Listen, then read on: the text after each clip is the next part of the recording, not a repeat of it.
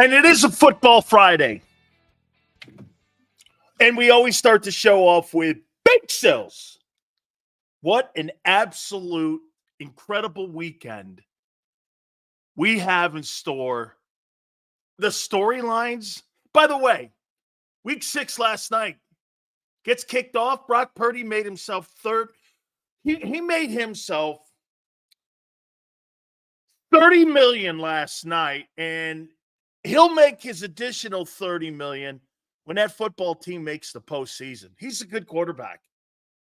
You go up to Seattle and you get that victory, and you had to have that win. They're under 13 running back. Kittle's in and out of the lineup. I mean, that guy is a great quarterback. He is no longer just the pumpkin that you're hoping that, you see this guy turns back into. He's not that guy. He's a good player, man.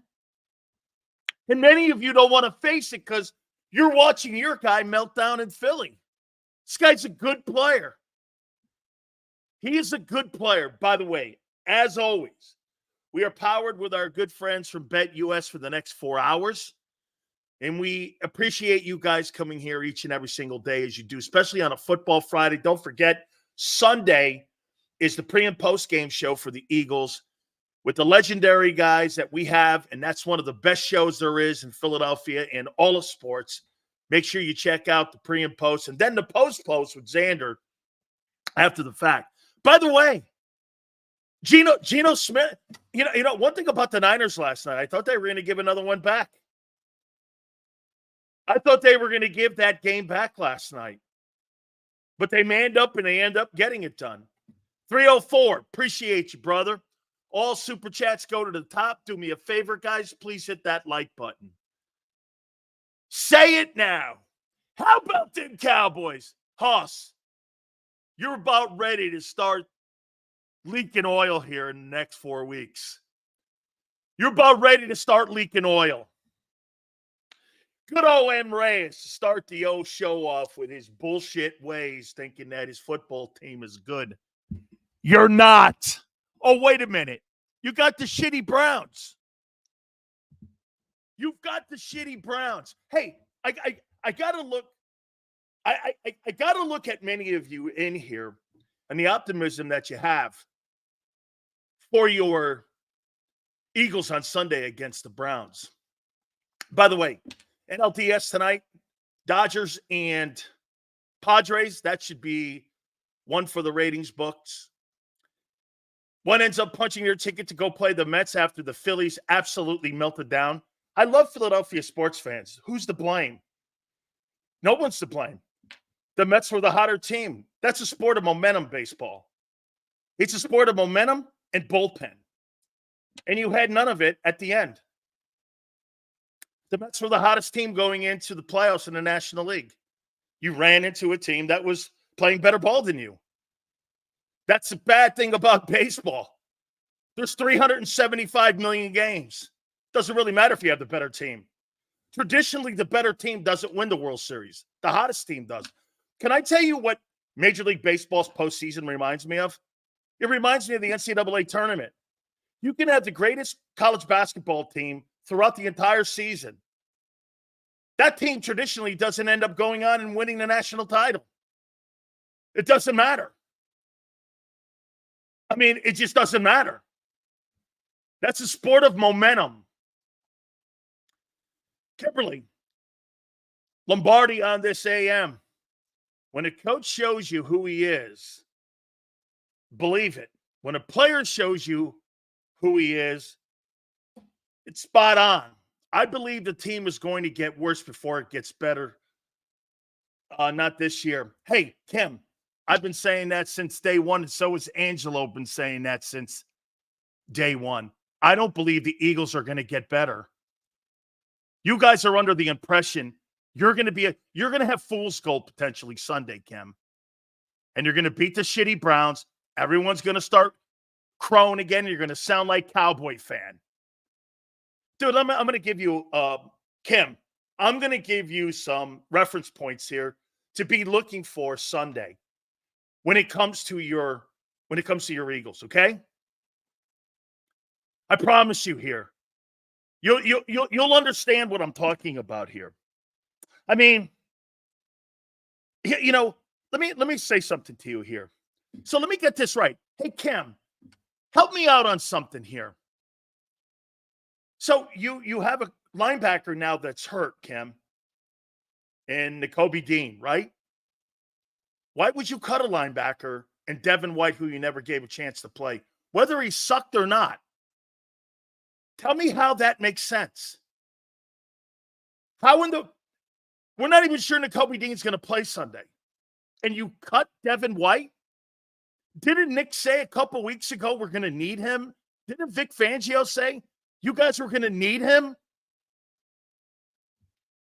I mean, help me out on some of this stuff. Help me out on this. Just the simplest thing, Kim. You got a linebacker that's hurt, you cut one. Okay. When the GM goes after names and not fit for both teams and coaches, you can't be surprised when a team has no identity or direction. I mean, it's selfish ball. Gunner. It's the worst constructed football team since the Dream Team. This is the Dream Team 2.0. Okay? Look at this dickhead. Look at this. That's not the point, dickhead. You got one less player. Van Sumeren's not a good football player. He's average, if that. Look at this guy trying to make Van Sumeren sound like he's a good player. Who said he was good? Steve, where in your mind do you think Van Sumeren's a good player? Tell me. Tell me where you think he's good, Steve. Steve. Okay, Steve, tell me where you think he's good. Where in the world did you think he's good? Where are you getting that from? Why? Because he's on your team? You have the worst linebacking core in pro football. Where in the world do you think he's good? Where did you get that from?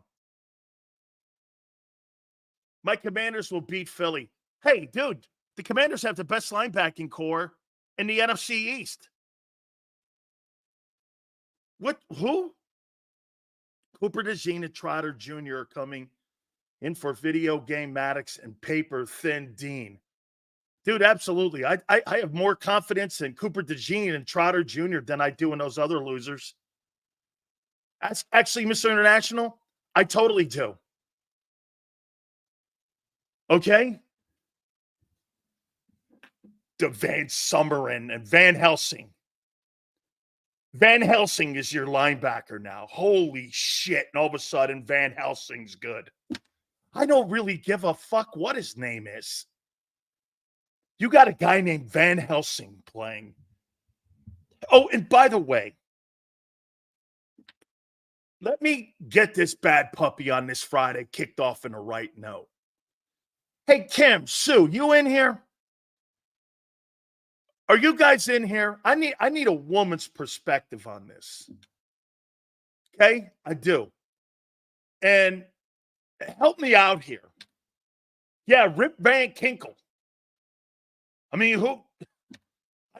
Better yet, M. Reyes, you're perfect for a woman. I need your perspective. Hey, Kim, no disrespect. I got to get a woman's view, so I'm going to get M. Reyes' take. Okay? So, hey, Kim, no disrespect to you, hon. I need a woman's perspective, so I'm going to get M. Reyes' take because that guy, I can get him to give me a woman's perspective more than I can you, Kim. Okay? So you guys know that like website called Tinder? I heard people have, no, isn't it like Jason Kelsey's site that he met his old lady on? Right? Isn't it like he met his old lady on Tinder? Right? You kind of tell him about yourself.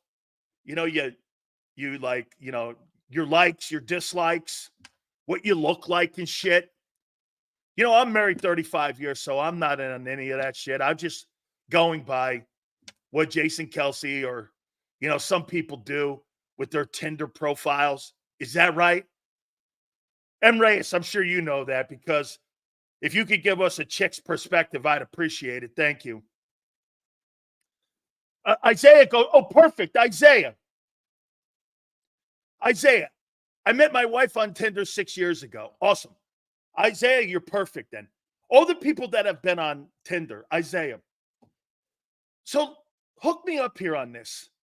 So when like Nick Sirianni and Jalen Hurts are talking about their relationship over and over and over and over and over and over again, like when you meet someone on Tinder, don't you got to get comfortable, you know, knowing your dislikes and your likes? How many times did you guys talk about your relationship before you guys finally like went on a date with one another? Because to me, when I hear Nick Sirianni and Jalen Hurts, they're still like in the dating stages here. Help me out if I'm wrong here. Like, how many fucking times do I need to hear these guys talk about their love life and their love relationship with one another? You know, we're in harmony now. You know, I really like the guy. Hey, Jalen and I really had a great talk. I'm like, holy shit, dude. You guys need a room. I mean, you guys need a room. Hey, Isaiah, am I right? I mean, Jesus Christ, you met your wife 6 years ago. I promise you, you guys didn't talk about your relationship more than these guys do. It's really wormy. Hey, me and him really had a great talk. Hey, I was glad that we got together with Harmony and we sat around all week eating pizzas. And, you know, we talked about our love lives and everything we were talking about in life. Holy shit. These guys are so, I won't say it. I won't say it. I won't say it. Okay. Holy cow. White's terrible. Couldn't even trade him. Fourth best linebacker. Trotter starts Sunday. I have a feeling Dean's not going to be seen for the rest of the year. I'm just trying to figure this thing out here, man. Hey, Jalen, I love you. Hey, yeah, Nick, I love you too. How freaking wormy, man. I mean, I've never heard a coach and a player talk about their love life and their relationship more than Jalen Hurts and Nick Sirianni. Hey, Bruce, I was gonna say it, but hey, Bruce, I didn't say it. Xander, I didn't say it. Hey, I didn't say it. Okay, I don't know how that got up there. I have no idea how that got up there. I don't know how that got up there. I don't know how that got there. Bruce, I don't know, man. Yeah, I don't know how that got there. Bruce, I've never seen it. I know Xander didn't do it. I didn't do it. Magically, that thing just popped up there. Okay? Sills, are you jealous? I don't know. I don't know. Hey, 215, I don't know. Okay? I don't know. I don't know. I don't know. I don't know. Maybe. Hey, so. Hey, Xander. I love you. Stills, I love you. Just, I mean, you know. Yeah. Okay. I don't know, Bruce. You might be onto something here. Holy shit. How long is this going to go on? And how much are we going to hear these guys talk about their love life? Really love the guy. With two guys that are leaders of the team. And I loved him. You know, we got a lot of good things aired out. It sounds like you guys were going through like divorce proceedings. And then you're at a marriage counselor. Who's the marriage counselor? The owner? Doesn't that sound like a marriage counselor? Yeah, we had a great get together. We got together in harmony. I thought we were going to have to split up the air miles and the car. I thought we were going to have to, split up, the houses and shit. Jesus criminy. I mean, these guys, they must have met on Tinder. At least Isaiah's got a relationship going. Get this. Isaiah met his old lady on Tinder 6 years ago, right? Well, they got a relationship. These two guys met each other on Tinder 3 years ago, and they are still talking about, yeah, you know, we have to air things out. Holy cow. No wonder they named that thing the Tush Push. Oh, sorry. I don't know. I don't know how that slipped out, but shit. This is just getting too hysterical. It's getting hysterical. Listening to these two guys talk about their love life and their love for one another is really weird. Go fucking play a game. Holy cow. Dude, honestly, you know, I listened to the coaches and the players prior to coming on the show. And I was listening to that Sirianni thing today, and I swear to God, I did what Xander did. I couldn't listen for the last 7 minutes of it. So excuse me if he said something that was completely not relevant. But here, before we open the show here with the topics, here's what I took from this thing that he did today. His new name is Kamala Sirianni. I mean, I don't know what he said. Let me give you one, for instance. You know, you see a perfect game at baseball. You know, you don't get a perfect game at football, but you get a perfect game at baseball. And turnovers, you know, that sometimes the ball gets punched out. You know, it's a ball hand issue. You're like this. What the fuck are you talking about? What are you talking about? Sills, I dumped the bum. Was on the Olympic team for Poland. Powerlifting, awesome. He's a champion.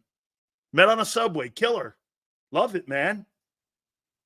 If the Eagles win the Super Bowl this year, give their marriage counselor a ring, for sure. Guys, please hit the like button. So wait a minute. Hey, guys, here was some of the press conference from Nick Sirianni. Did you see him doing all this shit in the air, doing all that? I was like, what's he doing? Yeah, you know, you see a perfect game in baseball. You know, you don't get a perfect game in football, you know, because there's no such thing. You know, you strive for it, and baseball, you get a perfect game, right? And, you know, it's a product of it, and you kind of understand it. You know, in the turnover, sometimes it gets punched out, sometimes it doesn't. And, you know, you do all the things that it takes, you know, to get into position. What's the other one? It's a ball hand issue sometimes. I was like, talking about. I had no idea what he was talking about the entire interview. The entire interview. Dude, I mean, I don't know what he was saying. Here, it all works hand in hand. And I'll keep that private, you know, me and him and our conversations and our love for one another, for him and Jalen. You know, just kind of morphed into something. You know, we were talking about certain things, and all of a sudden it just morphed into something. And, you know, we went on, we did more, and we went into other areas. And I'm like, it's exhausting. It's exhausting listening to him. It's exhausting. You know, it was a first organic meeting, and then, you know, it got into more. What? You guys are swapping spit? What did it morph into?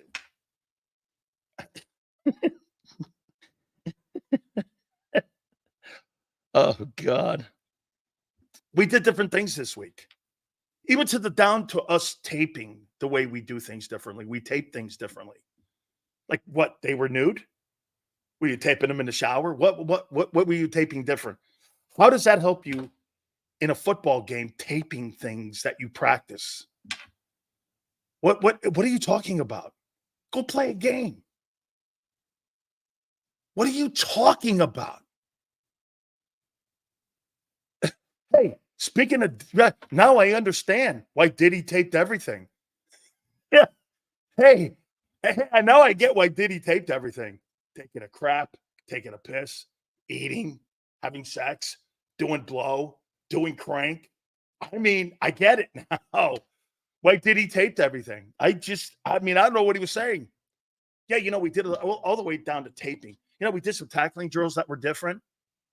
So in the bye week, in the middle of the season, you started doing things differently because you're not sure of what you're doing going into the year. So you have no conviction on your personality or identity. These people don't know who they are. They can't win. They have a loser mentality. They have no idea who they are. They're leaderless from the quarterback all the way to the head coach. They are frauds. They are not fucking leaders. Leaders don't talk and act like children and people on Tinder. This is so unbecoming.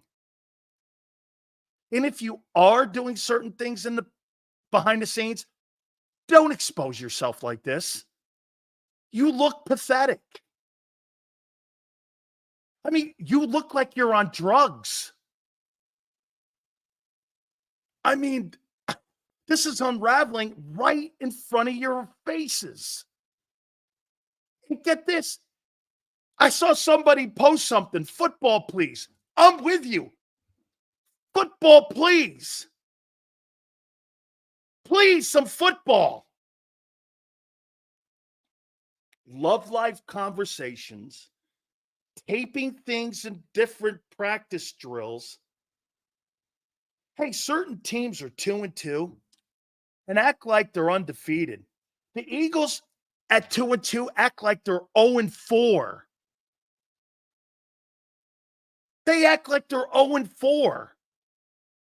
More people in here have confidence in them than they have confidence in themselves. I mean, shit, no wonder. Play the young guys. Young guys don't know better. These other guys, they have different likes. They have different focuses. Avonte Maddox has no focus. Darius Slay is talking about all week long being on a podcast with Micah Parsons that happened 2 weeks ago. You got the Cleveland Browns Sunday, guy. Man, you got another 2 guys talking about their love life and their profound love for one another. Every time, let me tell you this. Here, I'm going to make a point to you. Kim, help me out on this. How can you improve when you spend more energy bearing criticism instead of facing it? JAKIB, correct. Let me say this to you guys. My wife and I don't tell each other we love each other at all. We call that shit word salad. But we've been together 34 years. My wife goes like this. Don't ever ask me if I love you. You know why? We've been together 34 years. Really? You're right. Really? I don't need to ask that question. I know it. Same thing with my grandpa. Okay? Damn right it explains a lot. You're damn right it explains a lot. Damn right. I don't need to have somebody tell me bullshit. I need you to show me and act it every fucking day. I'd rather have you do the right thing every day and act like my wife or act like my grandfather or grandmother every day than fucking tell me shit that doesn't matter. Okay? Shit. Seeing someone else? Really? We both don't leave the house. That's my aunt. That's my aunt. We don't leave the house. Put up or shut up, right, Kim? Dude, tell me all that bullshit. Every time people talk about, get this. Hey, as far as I'm concerned, every time someone talks about their relationship with anybody, you're cheating on the relationship, whether it's with a business partner, whether it's your teammate, whether it's a coach, you're cheating on the process because you have to convince yourself because you're insecure over it. My relationships in my life, I'm completely 1,000% secure in. I don't question them. There's one of the very few things I don't question. The love for my daughter and her love for me, my love for my wife, my aunt, my family, and what I'm doing here right now. The rest of it, I don't care. Okay? My grandfather in my entire life never told me he loved me. My pop showed me every day. And I never loved a man more in my life than my grandpa. Half my life is gone because, part of my life is gone because he's not around. And my grandma. These people were special humans. Grandfather didn't walk around telling people he loved them. Showed them. You got these two guys. That's why, sorry, Dad, if I'm making fun of them and I'm watching these two guys put some sort of bullshit out there like that, I don't believe it. People who constantly are addressing their relationship. Belichick and Brady never addressed it. They never talked about it. Brady talks more about his relationship now with Belichick. Okay? He talks more about his relationship with Belichick now than he ever did when he was a player. Okay? I want to play you something here. Something that I found from the old archives. And I'm going to play you something here. And I want to show you what right now the problem that you have on your team. And people with different focuses. This is a coach that I wanted to play for. I don't want you on the football. Okay. I'm going to play something. This is my favorite coach. I wanted to play for him. I wanted to play for Woody Hayes. Guy knocked on my door, recruited me. Unfortunately, he didn't get a chance to coach me, and I wasn't going to play for Earl Bruce. That stupid thing that they put on their social media pages about Nick Sirianni talking about heart and desire, I'll tell you what's the problem right now with the Eagles. Here it is. Boys, I don't want you on the football field if you're going to show any signs of apathy. Apathy. Right there. And avoid it like the plague. Avoid it like the plague. It's the damnedest thing in the world, and you'll run on these guys this fall on the campus. Yeah, why get up in the world? Why play football? Yeah, you work too hard. Why do that? Yeah, come on and have a joint with me. Yeah. And hell, he'll sit there and look at his shoe for an hour. Yeah. And he's thinking great thoughts. What the hell he's going to do? You think I'm kidding you? I'm not kidding you, am I? And those people are apathetic as hell, and they're going nowhere. No. No. And there are a hell of a lot of people, and they take a lot of people with them, fellas. They take a lot of people with them. Because we all have a tendency to be lazy. And I don't know whether it's body chemistry or mind or whether it's a combination. It has to be a little bit of both. We all have a tendency to ease off at times. That's why you need good teachers and good coaches to push you a little bit. We all have to be pushed. The fact I'm a football coach, it's a competitive thing. I despise for people to beat us. That's why when I get good football players, I'm not going to let somebody else beat us. Because I'm cheating myself and I'm cheating my players if we don't get the best out of them. If I let you come here to college and flunk out of school, I'm cheating you because I'm older than you are. I know a little more about it than you do. And I know just going through this silly little book here helps enormously. If you only pick up one word today and learn to avoid that word like the plague, and you'll see him all over the campus. He'll be all over you. And he is never the guy that's done one damn thing to civilization. Not one thing. Apathy. That's your problem with your team. It's apathy. You're lazy. You don't work hard. You don't think hard. You don't hire the right coaches and teachers. You're apathetic because your owner and your GM think they know better. Why would anybody else work hard at it? Trying to strive to get you better. Filming something different. Doing different drills. You know what that's called? Panic. Panic. The Eagle organization is once again panicking because they see the writing on the wall like they did fucking a year ago. Okay? It's easy to spot a loser if you know what you're looking for. They're not confident in what they're doing. You don't change direction on what the fuck you're doing mid-season. You hold to your convictions. These people have no convictions. We're evaluating and changing it. Dude, it's one thing to adjust. It's another thing to course change when you're in the middle of the ocean. It's an arrogant mentality of circling in the same spot and not doing anything about it. It's not hard to see. Do you have talent? It's the only reason you win. Are you a champion? Not in a billion years. You have a loser mentality with championship players. And that's why you circle in the same spot every year with the same result, just with different names.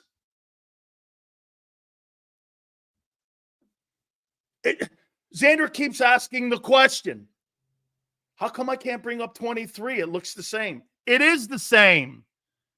You're circling in the same spot.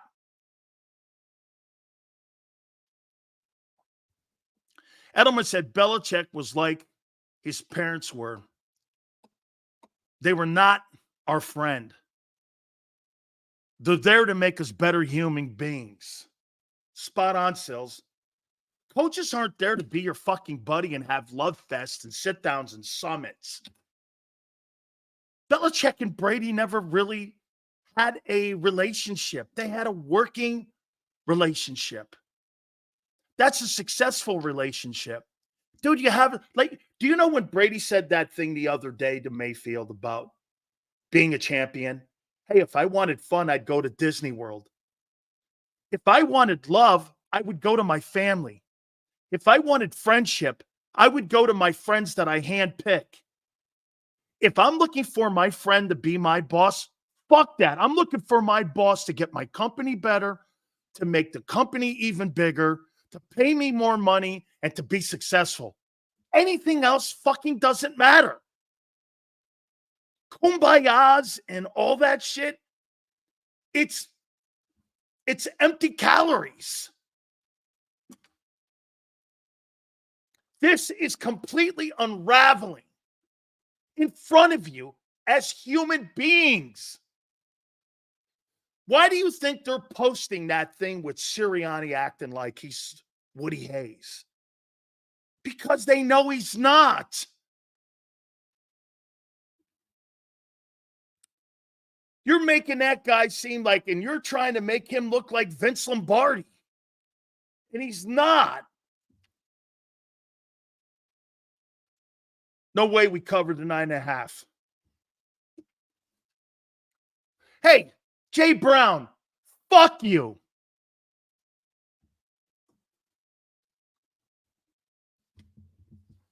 Get this. Most of you have never won a thing in your life. How would you know? How would you know? You wouldn't. There's a reason that there's more people in the stands than in the arena. Okay? There's a reason that more people sit in the stands drinking Slurpees and talking shit to the people in the arena. You know why? Because you've never done a goddamn thing in your life. That's what Coach Hayes was talking about. Tough love, hard coaching, telling someone what's good and bad. The Eagles have a problem with this. Okay?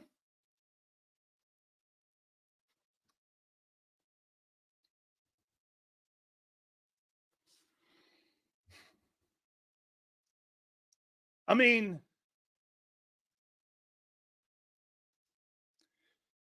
Hey, Big Sales, me and my brother are at work watching your show. Can you please tell him Randall Cunningham is better than Hurts? Not even remotely close. Randall Cunningham played in today's NFL. He beat Patrick Mahomes.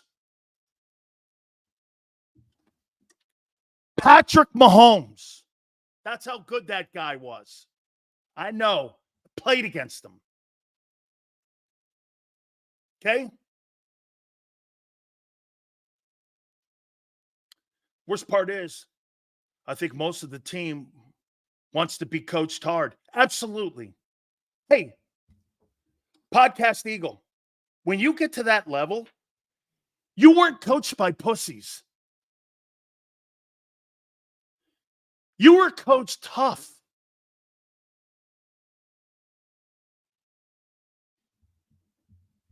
This is not aggravating me. Watching the Eagles portray this sitcom. This is really creepy. Organizations and good organizations don't act like this. Trying to manufacture leadership through video clips. Some of the best coaching goes on behind the scenes, not in video clips. How many video clips have you ever seen of Bill Belichick that you would use as a coaching tool? None, except the ones with him on the field.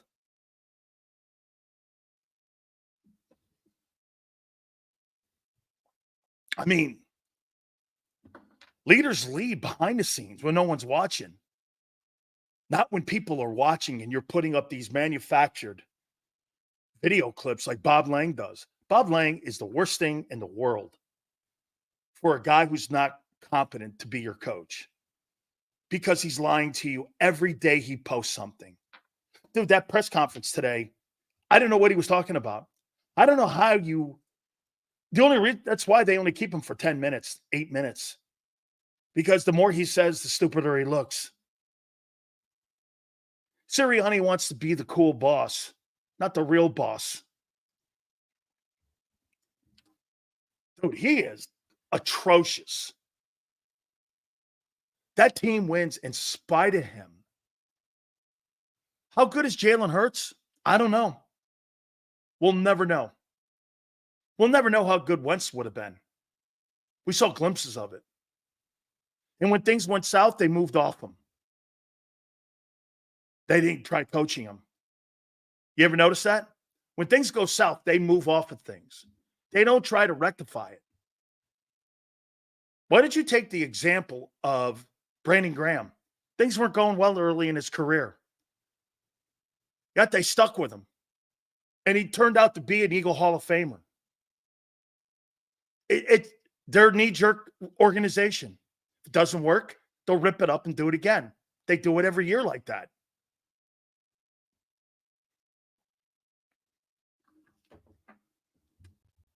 I mean, get this. Carson Wentz was awesome in Indianapolis.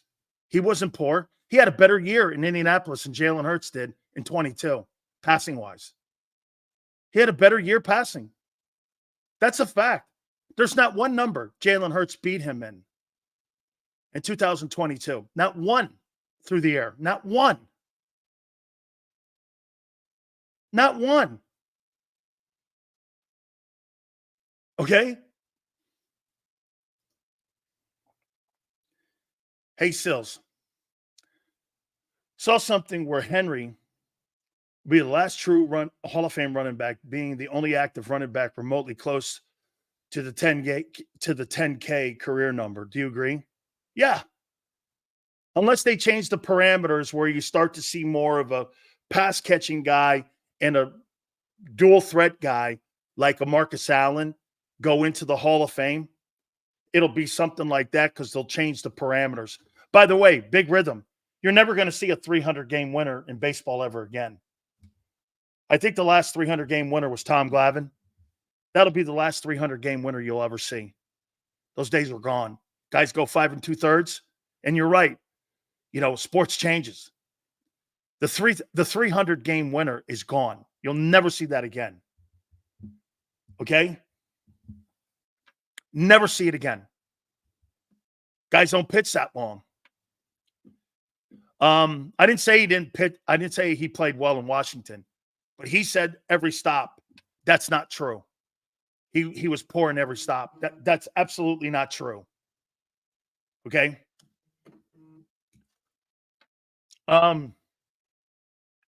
Yes. I haven't even got to the topics yet. I'm talking about where you are going into this game. I think they're more concerned about the teams. Get this. The only people that are going to beat the Eagles on Sunday are the Eagles. Not Cleveland. You know how I know this? Because you were run off the field by the Bucs. Well, Sills, we didn't have all of our... Don't make excuses for losing. You know what the NFL is. Some days you have your players, some days you don't. You got to find a way to win. But it's also in how you lose. You can't just get destroyed and quit and wave the white flag after the first quarter, which they did. That team quit in Tampa. After the first quarter, when they were up 21, they quit.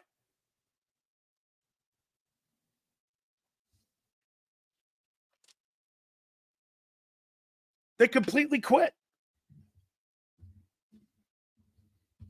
I'm going to give you what I think happens on Sunday here in a minute.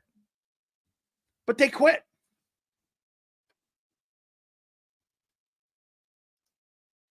Where's your Woody Hayes, or your Lombardi coach, Nick Sirianni, with that speech? Get this, Nick Sirianni and the Eagles and Bob Lane post that speech when they needed that at halftime of Tampa or pregame of Tampa. Not on a fucking Wednesday in a bye week. Telling me how great a coach he is. It's so pathetic. This is professional football. This isn't junior high football or high school football. I don't need rah-rah speeches. Just put me in a position to win, and I'll go get it. Like a hound dog. Throw the bone, I'll go find it. Howie wants to throw the bone, show you where the bone is, what direction to take. Let the player go find the goddamn bone.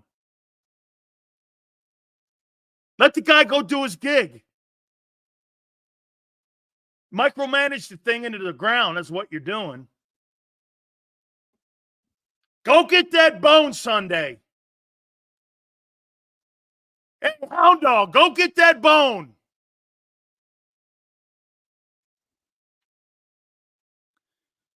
Here's the take, Sills. Hurts was nice and out Sirianni. So if they lose versus the Browns, people won't blame him like they blamed Rodgers for Salah. What do you think?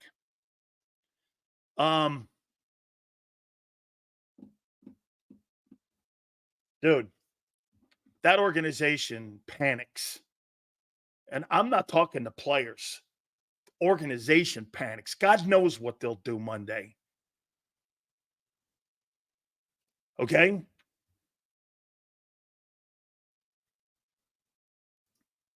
I never understand micromanagers. Do they have the time of day and the energy to do that? Hey, Philly 4x4, me too. How do you sit there and come up with that bullshit? And how do you sit there with that energy all day and worry about shit that doesn't happen or not being prepared? You hire people to prepare people. You are not there to prepare the people to prepare the people. Okay? That's called delegating. That's a CEO coach. Not micromanaging your coaches and your players at the same time. They're micromanagers from Howie down. From the owner down. Dude, Jalen Hurts has so many people in his way.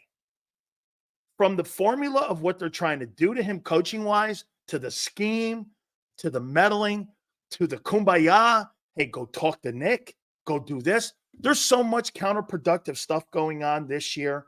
There is no way. I'm telling you, this thing is teetering on whether or not they're a playoff team. And do they have playoff talent? Absolutely. Do they have a playoff and Super Bowl mentality? No way. Not right now. I keep getting asked this question. What's the identity? I don't know.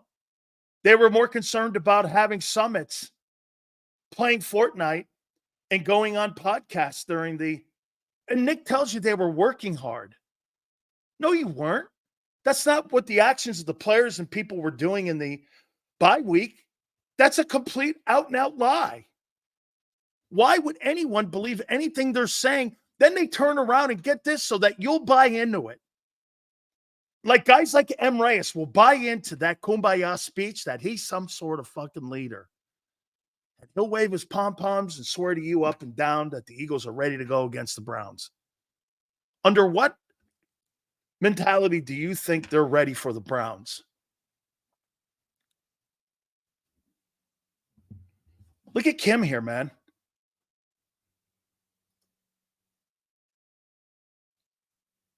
That's right, Kim. Until the owner changes his philosophy about running the team the way it is, it'll never stop. It'll be the same thing year in and year out. Angelo, it is. That's why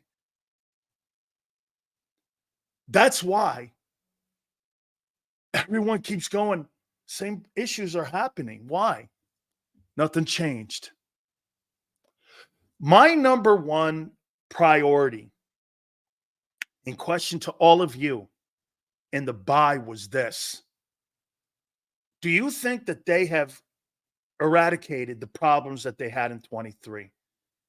Everyone from Xander on down said yes. I went, no way. I want to see it.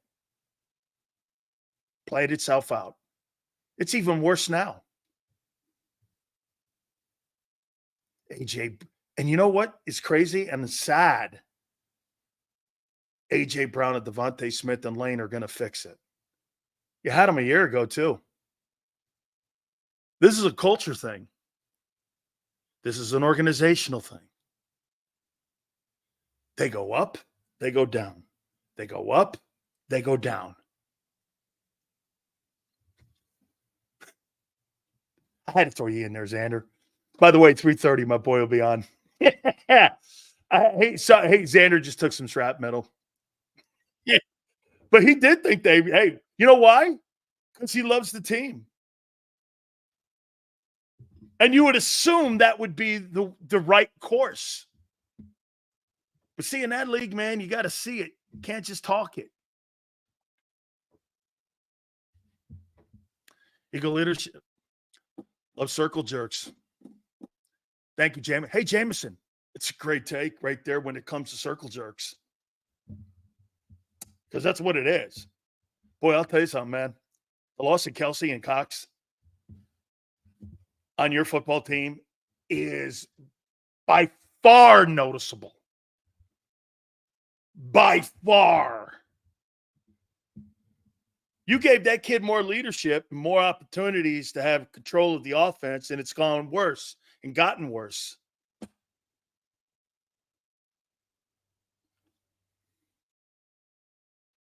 Hey, you can't pin C's on people. You have to earn them. That's the coolest thing about hockey. You don't get that C put on the sweater. That's an earned thing. In Philadelphia, they give you those titles and they give you jobs. Nakobe Dean beat out Devin White.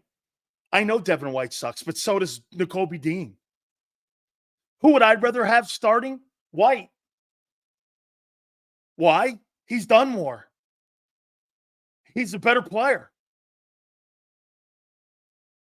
But Sills White sucks. Who said that Nakobe Dean has done anything in this league remotely close to what Devin White has done? But Sills White's not good. I never said he was. He's better than that kid. Sills, that's not true. Where in the world do you tell me Devin White is not better than Nakobe Dean. What game were you watching where you said Nakobe Dean has played better than anything that guy's ever done? What game is that? That guy's been terrible all year. Seth Joyner's now even saying, that guy ain't it. Where did you see that? This guy was this good. Where did you see that?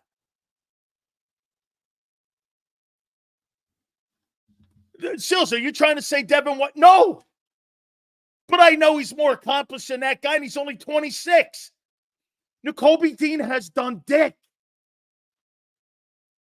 He's not good. But neither is White. At least White plays in the NFL. You're playing a guy who can't play in the NFL. That's right, 26 with a Super Bowl. I mean, really?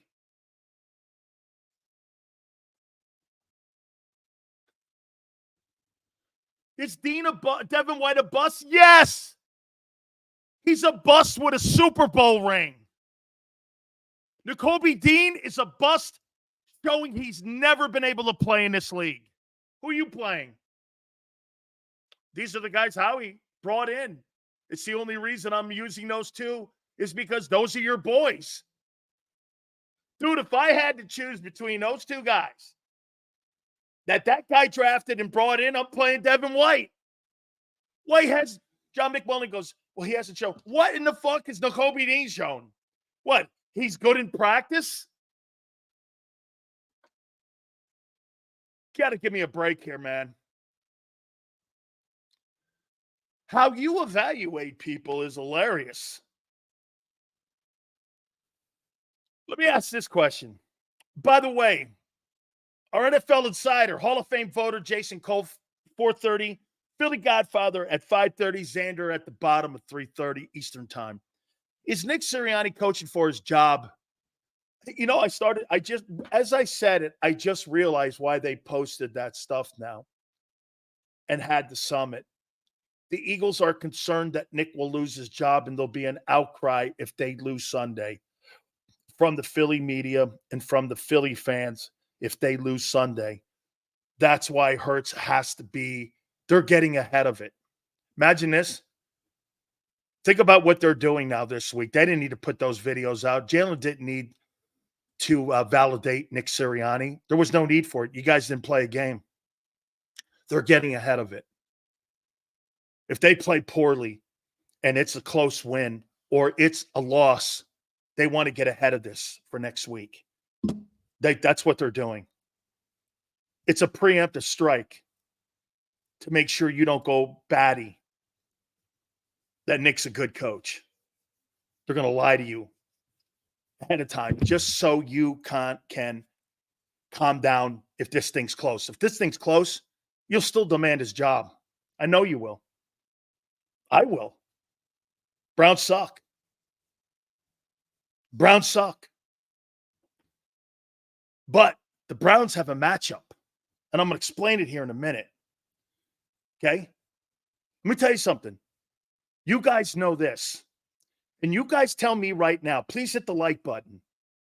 You tell me right now. And I'm with you. I think they win. Okay?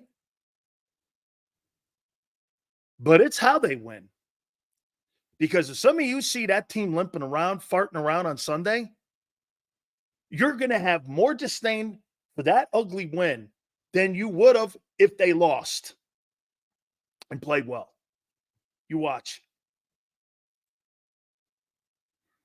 You watch. The owner likes that style of coach more than Doug Peterson or Andy Reid. You know why? He doesn't demand anything. He doesn't demand a say in personnel. He doesn't demand a say in assistant coaches. He doesn't demand now a say in the game plan. This guy is a perfect analytical coach. That's what they want. They don't want a guy with a voice in the room. That's why they're protecting him. Or they wouldn't be putting these videos. Let me tell you something. NFL teams, when they put you out on an island, like Robert Saleh was put on an island, let me say something to you. When the quarterback made public statements about Robert Saleh, and plus he was 20 and 30, and he had a problem, the quarterback with Nathaniel Hackett being demoted by Robert Saleh, he was out. Owner came in, threw him to the wolves. These owners, man, are going to take the side of the money that they pay now the player. Jeffrey Lurie is not on Nick Sirianni's side, but he likes the style, so he's going to keep it. They've sided with Hurts because they have to. No trade clause. 3 more years. Money's too much to get off of. They're going to sink or swim with him. And they don't mind swimming around with him if they're winning 11, 12 games and getting bounced in the playoffs. Oh, well. Happened to McNabb, too. So, they got McNabb 2.0 with Andy Reid. They're good with that. And maybe they sneak themselves into a Super Bowl. Dude, they snuck themselves into a Super Bowl win at 17. I would make this point to you. That has to be the biggest upset in history of Super Bowl play. Would you not agree? Can you think of another Super Bowl upset where you went, holy cow, the underdog won like that? What other Super Bowl? The Jets beating the Colts? That's an iconic game. So the Jets and the Eagles are the biggest upset winners of all time in Super Bowl history. Patriots were favored to win that Falcons game, dude. That wasn't an upset. They won it. Giants-Pats, probably a little bit there too. But they'd had Eli Manning. You had a backup.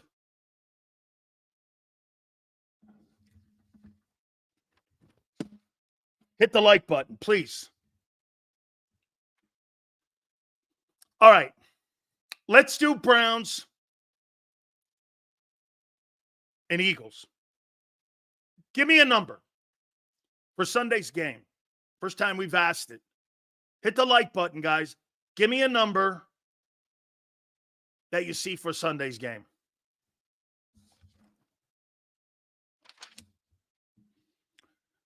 $31-7 Eagles win. Okay. 35-10. Mr. International, 33-21.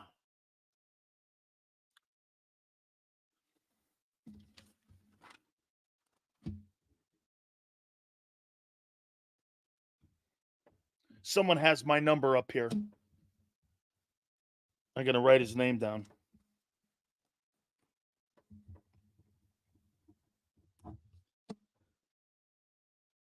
Hey, Xander, can we put up that super chat, please? By the way, all super chats, we read them. We appreciate it. This entire organization is becoming a soap opera. They videoed dumb new tackling drills last year, tackling drills. Last year, video the stupid fumbling drill. Video Sirianni's crappy motivational speech. Play damn football. Beardedville? Absolutely. Cody, I see. Okay.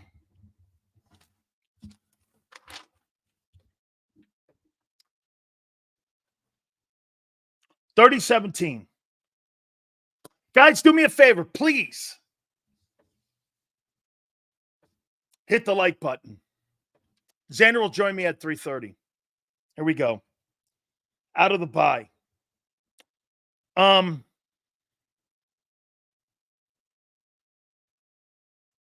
The Eagles, a very underwhelming team right now versus a Eagle team that's very underachieving. Injuries have played a factor, no question. I would even say the Browns are underachieving. But here, entering this game, The Browns defense is one of the top units in the National Football League versus an offense that has some of the top talent in the NFL. Who wins that battle? Be a great confrontation. Great confrontation come Sunday.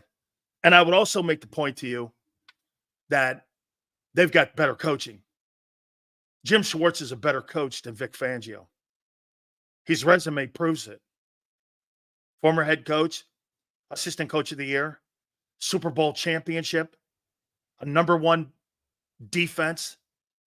There's not a chance in hell that Vic Fangio is a better coach than Jim Schwartz. Jim Schwartz's resume speaks to it. Vic Fangio's never had a #1 defense. Vic Fangio's never had a Super Bowl championship. Jim Schwartz has. So, we will see how Kellen Moore coordinates against Jim Schwartz. And if Hurts is smart enough and good enough to execute against Jim Schwartz's defense. Okay? We shall see. Todd Bowles ran circles around Hurts. Actually, Raheem Morris did too. Raheem absolutely did a great job against Jalen Hurts. And Jim Schwartz is also a Super Bowl winning defensive coordinator, as is Raheem. Okay? This game's going to come down to the fact, in my opinion, the defensive unit of the Browns versus the Eagles' offensive unit. Two good-looking units, both of them. Star powers. Schwartz is going to blitz. Armand, he's going to blitz. There'll be massive pressure in this game. Okay? And Myles Garrett, they got great players at every level in Cleveland. That's a great, you know what? And he is right.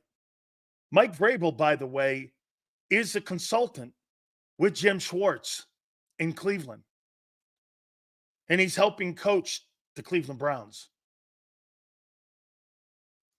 That's a fact. Now, on the other side, you have the worst defense, a bottom 5 defense in the Philadelphia Eagles, and you have a bottom 5 offense with the Browns. Kevin Stefanski's a better coach than Kellen Moore, 2-time NFL Coach of the Year. This guy got to the playoffs last year with Joe Flacco and 4 other quarterbacks. Coaching's on the side of the Browns in this game, by far. Get this. You guys say this. Well, the Browns are terrible. Not defensively. Offensively, yes. But they're going against a bottom 5 defense. Where's your advantage on defense? You don't have one. You don't have an advantage on defense against this bottom 5 offense with the Browns. You don't have an advantage. Where's your advantage? You have no pass rushers. You got 2 underwhelming tackles playing. Your linebackers are horrible. Your cornerback play has been suspect, and your safety play has been suspect. Where in the world is your advantage? The advantage is the Eagles' D-line that have been giving up 138 yards a game rushing. That's your advantage?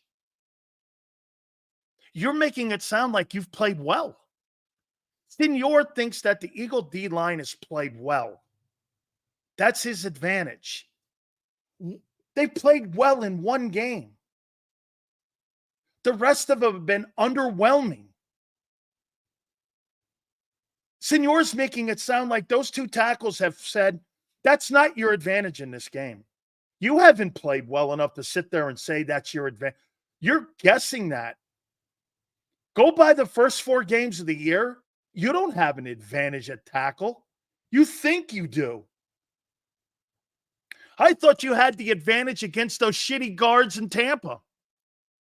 Didn't you? Xander, right?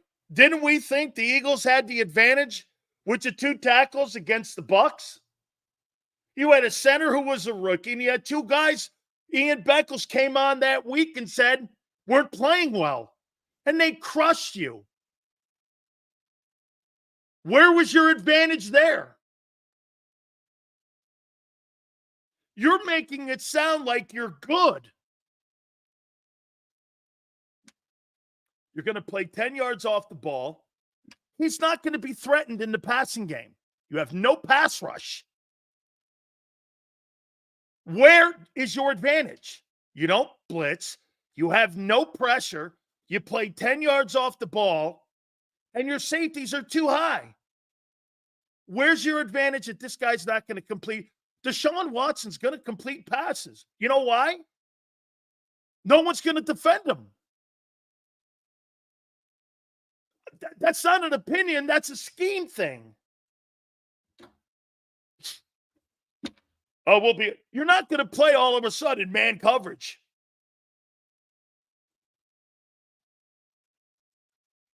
That's right, Mr. International. And no pressure. Watson cannot throw the ball accurately. He doesn't have to. No one's guarding him. Nobody's guarding him.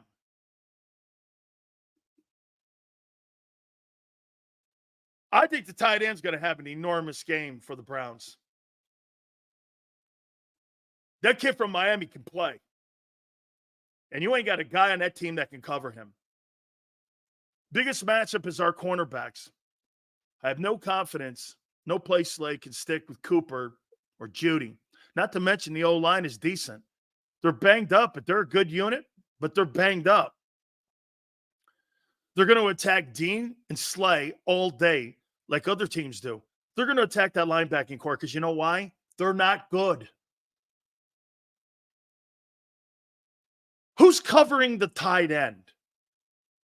Cooper DeJean?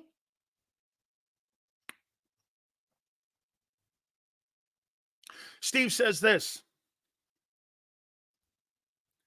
For the love of God, can we try another defensive scheme? No. It's the guy you hired. Short passes to running backs or wide receivers. And missing tackles. Hey, Nate, 18 or 15 missed tackles last game. Throwing the backs and tight ends. You really think they're going to all of a sudden, because of those stupid new drills, start tackling better? Look at this guy. This guy's as dumb as his post. DeJean's the new component.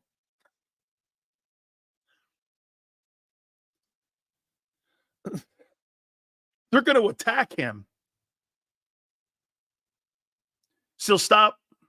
You say the exact same shit. Who's covering it? Who's covering the tight end? The tight end? Wait a minute, senor.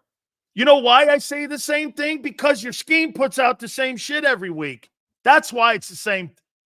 This guy's stupid too right now, senor. Soon as you say the same exact shit, okay? You put out the same exact shit every Sunday. I mean, it's the same exact shit. You're right. Are you under the assumption that your linebackers are decent, can cover? Senor actually validates it. Soon as you say the same shit, and that's why your defense sucks. Because they're doing the same shit week in and week out. Thank you, senor. You're not as dumb as your post. Because you're right. It's the same stuff. Week in and week out. You're dead right. I'm assuming Watson cannot go out and beat a bottom 5 defense. Okay.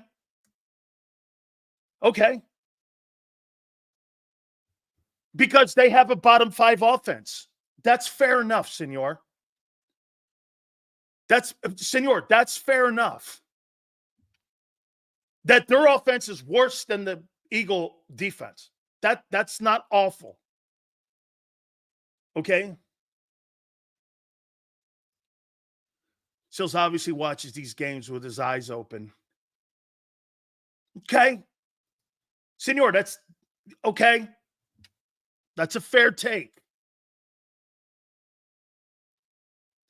49er, 5 rookies played last night, 2 started. Why do others make arguments like you've never studied the tape? Because they don't want to hear it, Harv. They want to assume it. Like how he assumed Bryce Huff could play 3 downs.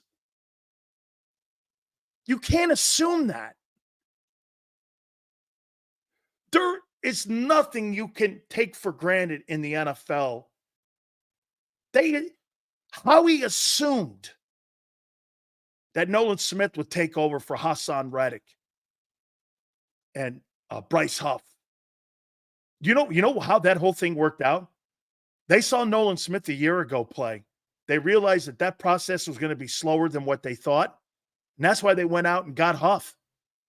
And when they realized that Huff can't be a 3-down guy, now they got 2 disasters. The 30th pick and a horseshit free agent signing. It's a double loss. The draft pick, shit, and get this, and the money. And if you want to add a third component, you lose Reddick. Not that he's doing himself any favors, just to show you how pathetic he is. CAA, an agency, fired him because of his incompetence. Now we know. The agency has been telling him, get back to work. Get back to work. Reddick doesn't want to go back to work for the money. Well, it cost him $12 million. You realize if he were to go back to work right now, he'd be playing for $2 million. If he went back today, 2 more weeks, he can't go back. Reddick's not playing this year. Reddick's not playing.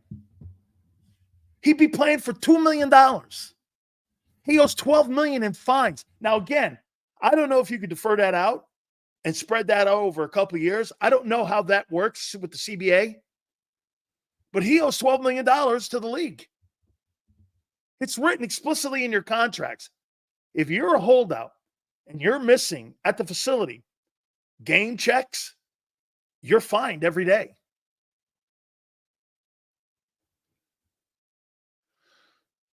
Here, let me finish.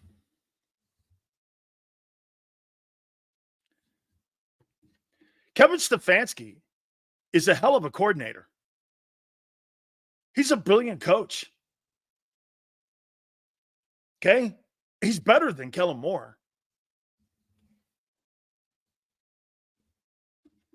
I'm concerned about this game.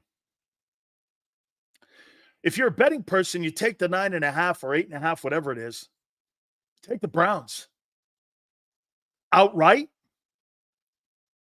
Dude, I got the Eagles winning 24-21. But this is a 4-quarter game. This is a 4-quarter football game. This could come down to Nick making one of those idiotic decisions again by passing up the field goals. This could come down to those analytical decisions of his that could cost him this game. This is not going to be a smooth game for the Philadelphia Eagles. You know why? You have no defense. No matter how well you play on offense, this will not be a smooth game. I want you guys to start understanding one thing. You're going to play 60 minutes of football for the remaining 12 football games. Okay? For the next 12 games, you're playing 60 minutes. Cleveland's a better coach team than you. The problem that Cleveland has right now, if I were covering them, I don't think they've quit on their coach. I think they're in the process of quitting on their quarterback. Everyone else is doing their job in Cleveland except him. And I think you got a game. I think right now they're going to quit on him, if anything. They're not going to quit on Stefanski. But here's the deal. Stefanski could lose his job because of the money that's guaranteed to this guy. The only way that they're going to get out from under that is that they're going to have to pull some NFL shenanigans. Someone's going to have to press charges, and they're going to have to try to void the contract somehow, which they probably will. They'll come up with some bogus charge against the kid to get out from that $230 million contract. They'll come up with some fraud thing. Okay. The charge, you know how they got OJ on memorabilia, put him in jail for 11 years on memorabilia, not the murders? That's what they'll do here. Somebody will go like this. He said boo to me. They'll void the contract. And it will justify the other 22 cases he had against him. And that's how they'll look at it and clean your soul with it. Okay?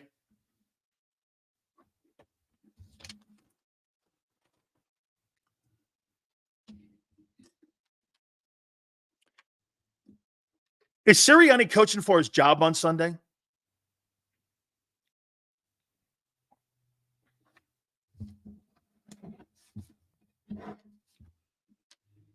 Is he?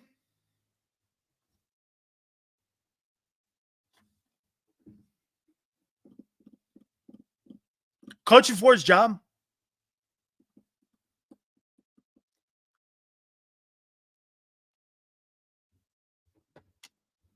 Abe says no. Or maybe if he loses. If Barkley had 3 carries by halftime, again, we lose. This comes down to how many times Nick overrides more Fangio, will let Watson play catch with the Birds defense, and that's an L. Anthony, Anthony, here is JB may be right. Here is the formula to beat the Cleveland Browns handily. 25, 26 carries for Saquon Barkley. Minimal targets to AJ and Devontae in the first half. It'll open up more in the second half because Barkley will weaken them in the first half.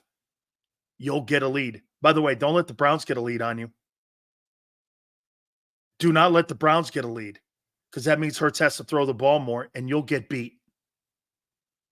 If Jalen Hurts throws the ball 37 or 38 times and Barkley has under 15 carries, the Eagles will lose. And you go, why? I go, because you kept your defense on the field too long. Be prepared. Somebody from the Browns is going to have a big game offensively catching the ball. Why? You allow it. It's not because you don't allow it. You allow it. You allow everyone. No matter if it's Sam Howell or Drew Lock or Zach Wilson. You allow it. That's the style of defense you play. You allow it.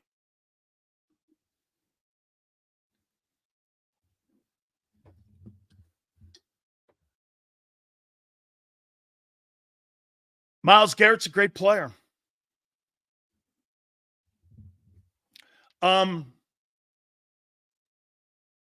They're beating these bums by 20. I bet on US.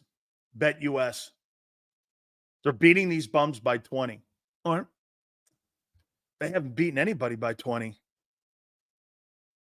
Shit, they haven't scored 20 points in the last 2 games, have they? Combined? I think so. What was the Bucs score? It was 15 points you scored against the Falcons. And what did you score, 20? So what are you averaging right now? About 18 points a game, last 2 games? I know it's without your stars. Or maybe it's because your quarterback sucks. Roseman is responsible for choreographing this team that is void of character. Absolutely. They do not have a work ethic because they do not respect the head coach. And the head coach demands hard work because he's faking it. He can't demand that. You're right. He cannot. Because they don't respect his words. That's why we lose Sunday, because we can't score in the first quarter and the Browns will get the lead. And then it's curtains on our defense. And we won't run Barkley. Get this. Browns are averaging way less. Oh, so you're averaging what the Browns are averaging. Sounds like you're in a good conversation. I thought we'd be comparing the Eagles to the Chiefs, not the Browns.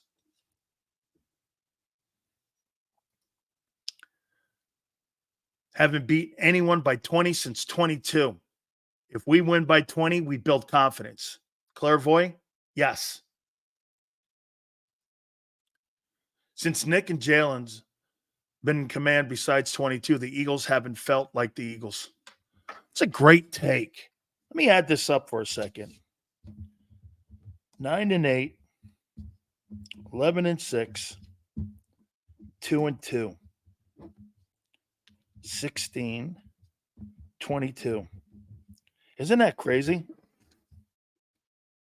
If you take that one-year anomaly season away, like the Giants when they got to the postseason a couple of years ago, the Eagles are 22-16. Actually, you got to add two. They're 26 counting the playoffs. They're 26-18.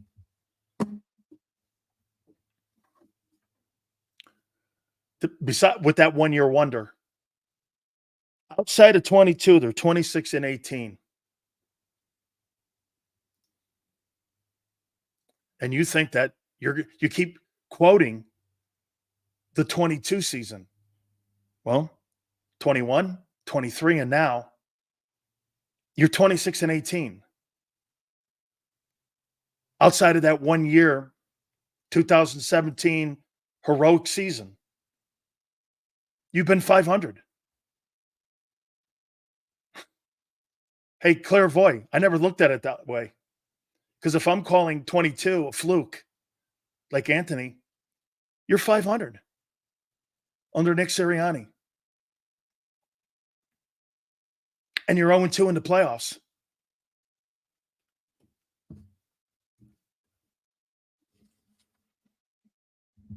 Outside of your 1 year fluke, you're 26-18.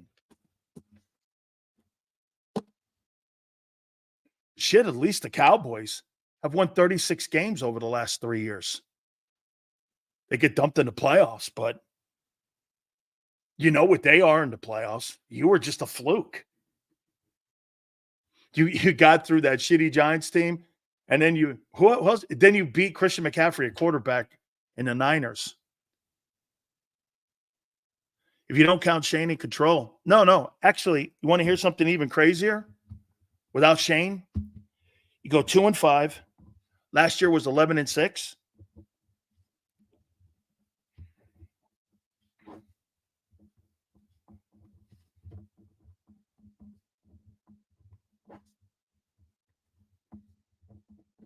You're 15-14.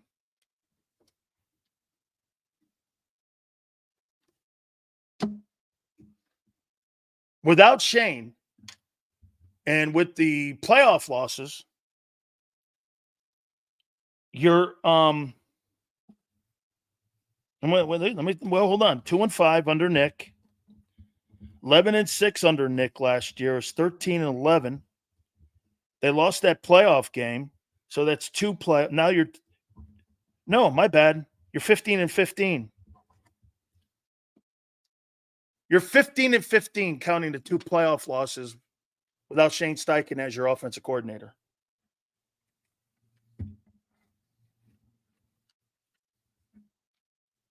If Shane's not your offensive coordinator, you're 15-15. 2-5-21. Sirianni last year, 11-6. 0-2 in the playoffs. And 2-2 this year. He's 15-15. Where are you good?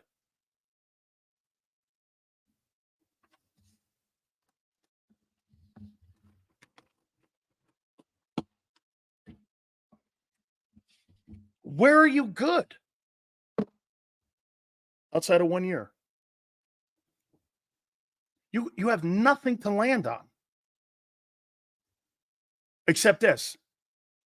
AJ's getting paid. Devontae's getting paid.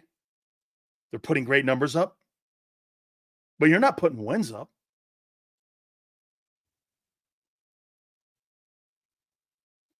The team is shitty. Stop blaming coaches. The coaches have changed players, stayed the same. How many coaches Jalen has gotten fired before you blame the culprit, Jalen Hurts? You paid him too soon.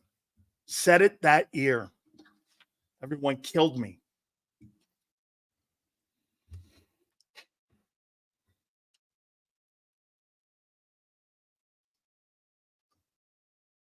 What is Shane doing at Indianapolis? Who said Anthony Richardson was good? Are you assuming Anthony Richardson's good? Shit. Who said he's good? And get this. He thinks cherry picking this. Well, who was the offensive coordinator in 21 for the first 7 games? This is what Anthony says and calls cherry picking. Well, it was Sirianni. Remember? They turned over to play calling. Last year, Nick said that the offense was his, right? Okay.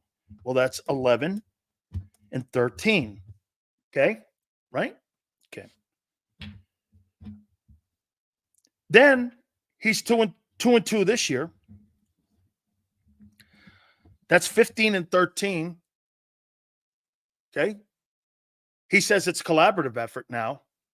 And you lost the playoff game. You're actually 15 and 14 because Shane lost that playoff game because he was the coordinator when they went down to Brady. So you can't give him that one.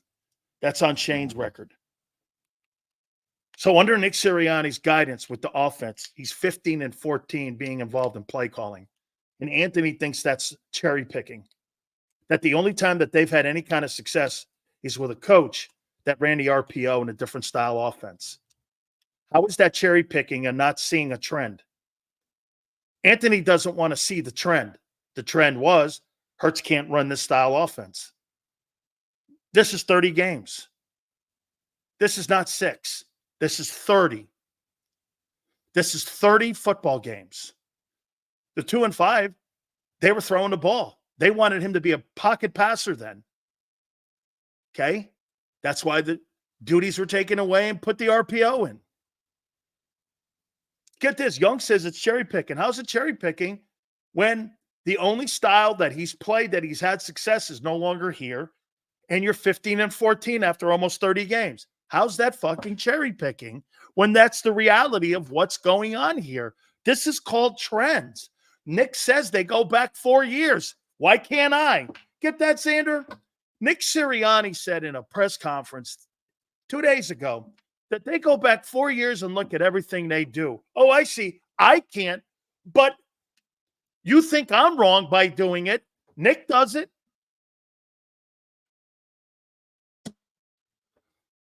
Nick does it.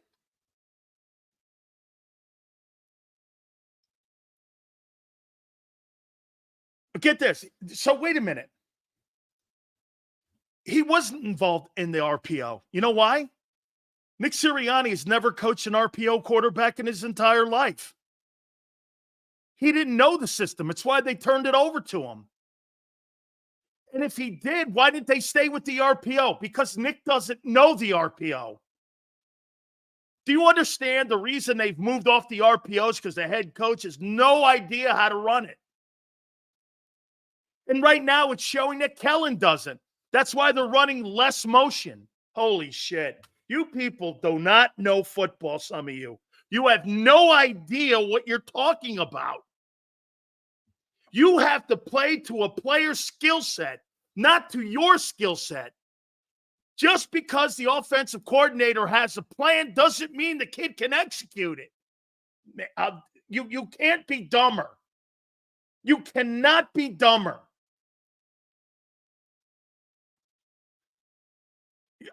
Get this. RPO was out of Sirianni's plan. Absolutely not. If that was the case, he would have kept calling plays. Wow. How dumb are you? My God, oh my. Hey, do you think Zach Taylor? So wait a minute. Get this. This is what some of you think. That Joe Burrow would come and run an RPO offense in Baltimore. Do you really think that?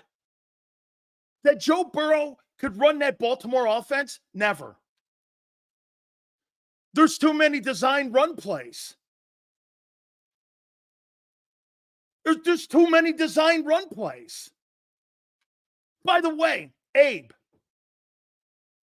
get this, Abe. What is the one quarterback that Jalen Hurts said that he watched because of Nick Sirianni? Who was that guy? It was Phillip Rivers. Last time I checked, Phillip Rivers couldn't jump over a stack of quarters, let alone run an RPO. Holy. This guy's 15-14 without Shane Steichen in the building. Holy cow. Yeah. Hey, wait a minute. Look, here we go. Can't wait for Sunday. Holy cow. Oh, man. So let me get this right. The Eagles are 26-18 outside of that 14-3 1-year wonder. You're 26-18.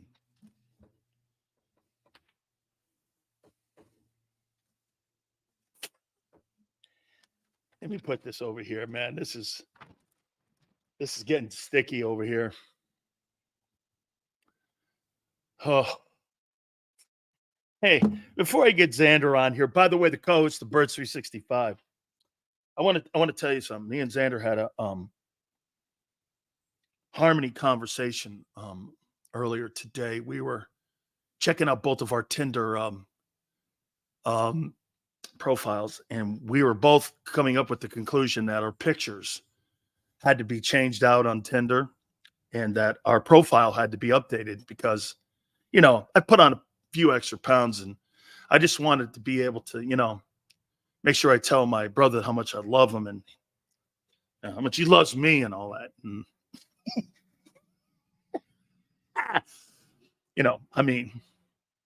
I just want to make sure everyone knows that, we're able to come together in harmony and give you this great network.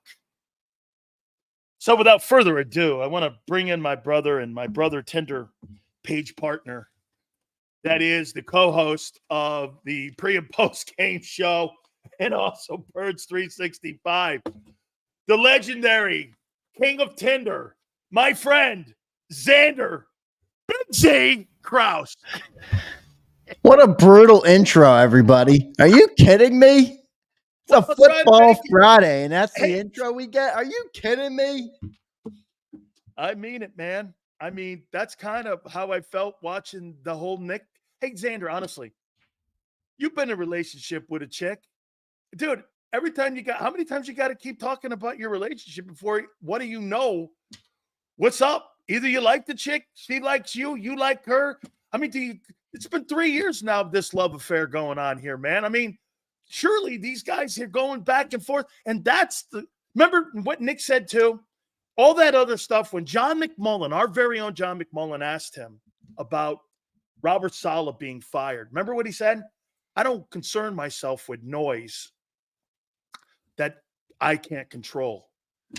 So what you concern yourself with is having some kumbaya, like, daters meeting and like a kumbaya and a Tinder get together here. Dude, they spent their entire off week worrying about shit that doesn't matter to the team's success on Sunday. Yeah, well, that's what they do. They have a lot of word salad, man. This team is all talk right now and no play.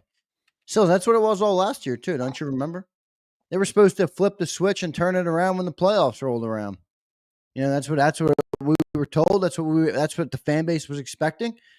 Part of it is the delusion because of, they know that many people will buy it up, dude. I mean, that's just the reality. That's where a lot of the naive nature of people that support the Eagles comes from. It comes right from the Eagles 15 years ago, Sills. the Eagles didn't have a media empire. The Eagles are no longer just a football team. People don't understand that. JAKIB Sports is a media company.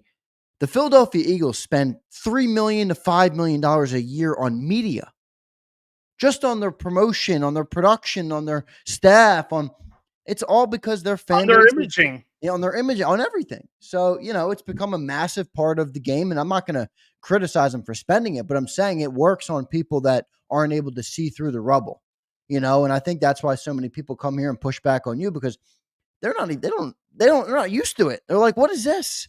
And they're surprised at first. They're like, what the hell? I'm not used to people bashing on the Eagles. It's supposed to be all blob, all hype and hoopla, and they're going to be the greatest team in the NFL every year like they always are. Meanwhile, we got one Super Bowl in franchise history, and everybody thinks this owner is the best owner in the world because he was better than the last guy. It's like all super chats go to the top. Xander, hook me up here.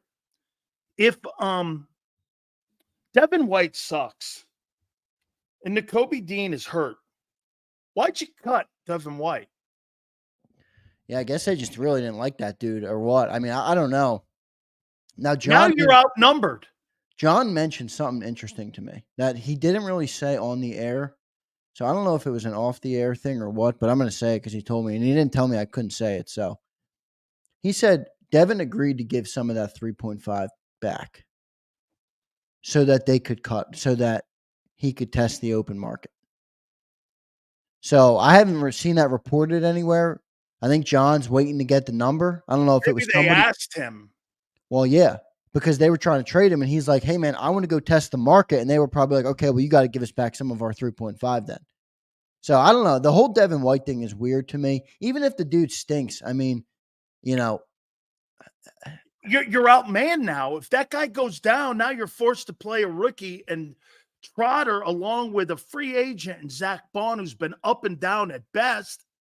And then you're going to Van Helsing behind those guys. I mean, dude, you have nothing there. I mean, you're playing a guy, Van Helsing, maybe this weekend against the Browns. What's his name? Van Kinkel? What's the guy's name? Ginkel. Van Sumeren? Okay, sure. Okay. No, Van Ginkel's actually good. Ben Van Sumeren's he's what? The Ben Van Sumeren. Johnny Mack loves him. John picks certain players he loves, and he really rides them out. I don't know. They don't invest anything in the linebacker position, Sills. But here's the thing. They're investing in something that's competent. But here's the thing, though. Have they not invested in the defense, or have they just missed? How many first-round draft picks? Let's go through it real quick. That's a great take. Wait. Let's run through it. I think we have 4 first-round draft picks playing on defense right now. You got, obviously, Jordan Davis, Jalen Carter, Nolan Smith, and Brandon Graham. Yeah, but I'm not talking about him. He's more like he's second contract. So I'm talking about like who's the dude? Oh, Quinion. That's 4. I mean, Nakobe Dean's a 3rd rounder. Milton Williams is a 3rd rounder. Zach Bond, a nothing burger investment. And obviously, don't forget the free agent money. That's a big deal too. Yeah, well, Bryce Huff. That's where I'm going next. Yeah, I mean, Bryce Huff, obviously. Both corners, big money. Darius Slay, big money. James Bradbury, big money. Big money. Yeah. Yeah, I mean, look, the investment's there. They just don't have the right dudes. So they're missing. Well, yeah, but nobody wants to. Again, that's another thing people don't want to admit. Like we had John Stolness on, and I have great respect for John Stolness. You're saying that they're taking swings. I mean, that's a lot of first. No, it is. Now, you look at it from that side of the. So you're looking at 3 straight drafts of the first rounder going on the defensive side of the ball. It's because you don't have good player development. Yeah, you just don't develop your own guys like Pittsburgh does. Yeah, that's true. And everyone's like, "Oh, well, those are the guys the fans wanted." I'm like, "What the fuck do we know?" Hey, is Brett Veach? Was he a Philly guy? Brett Veach? I don't know that to be true. Did he start his career in Philadelphia and move over to Kansas City? Oh, he might have.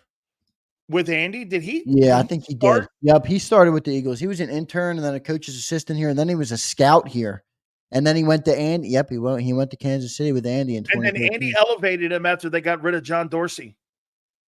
That's how that worked, because John Dorsey was the first GM that Andy worked for in Kansas City because he brought Mahomes in, and then they elevated Brett Veach. Wow, that makes so much more sense. Yeah. Yep. Wait. No wonder he works so good with Andy. Listen That's to right. this. In 2004, Veach began his career as a coaching intern with the Eagles under Andy Reid. In 2008, he was promoted to coach's assistant. In 2010, Veach shifted to the Eagles scouting department and became a scout. He And was then in Andy's guy in the 2013, building. he followed Andy Reid to Right. Kansas City.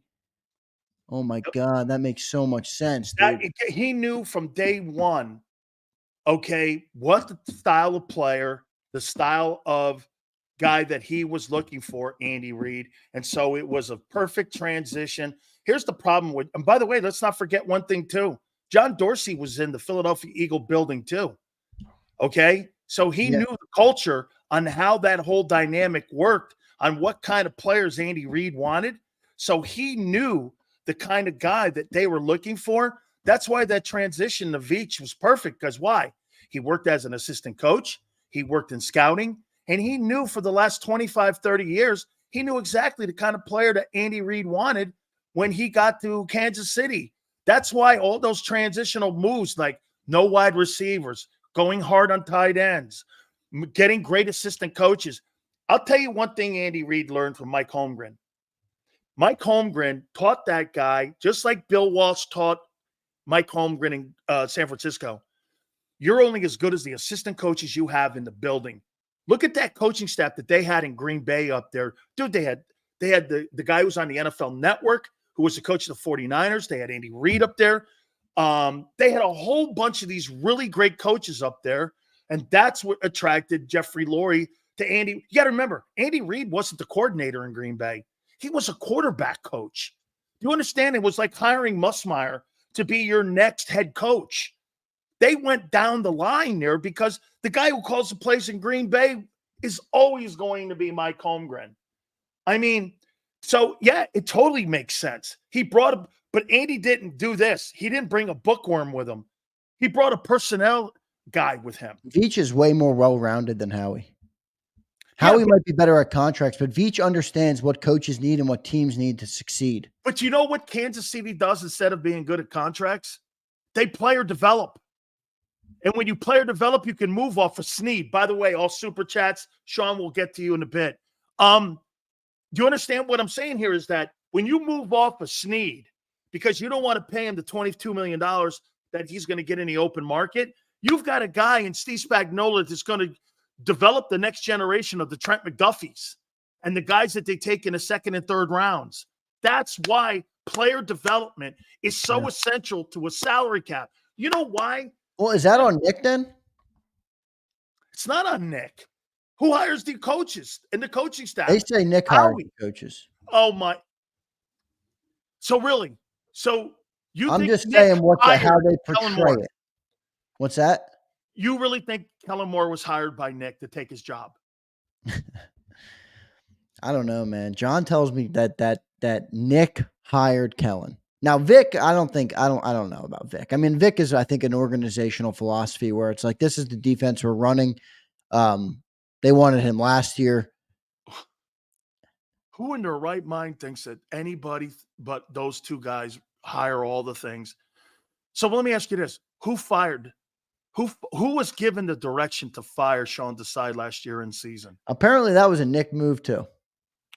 Really?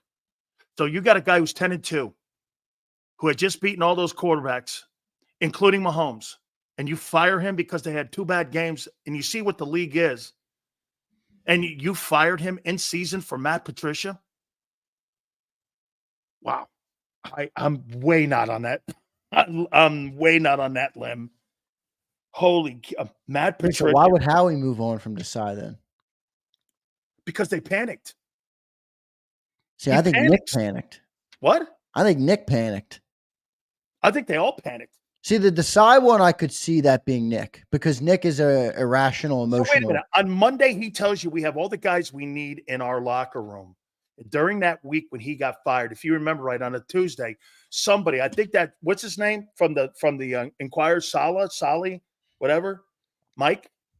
Oh, Silsky. He asked him, he goes, so you have all the guys you need in here to go forward? And when he goes, yeah, we have all the guys we need.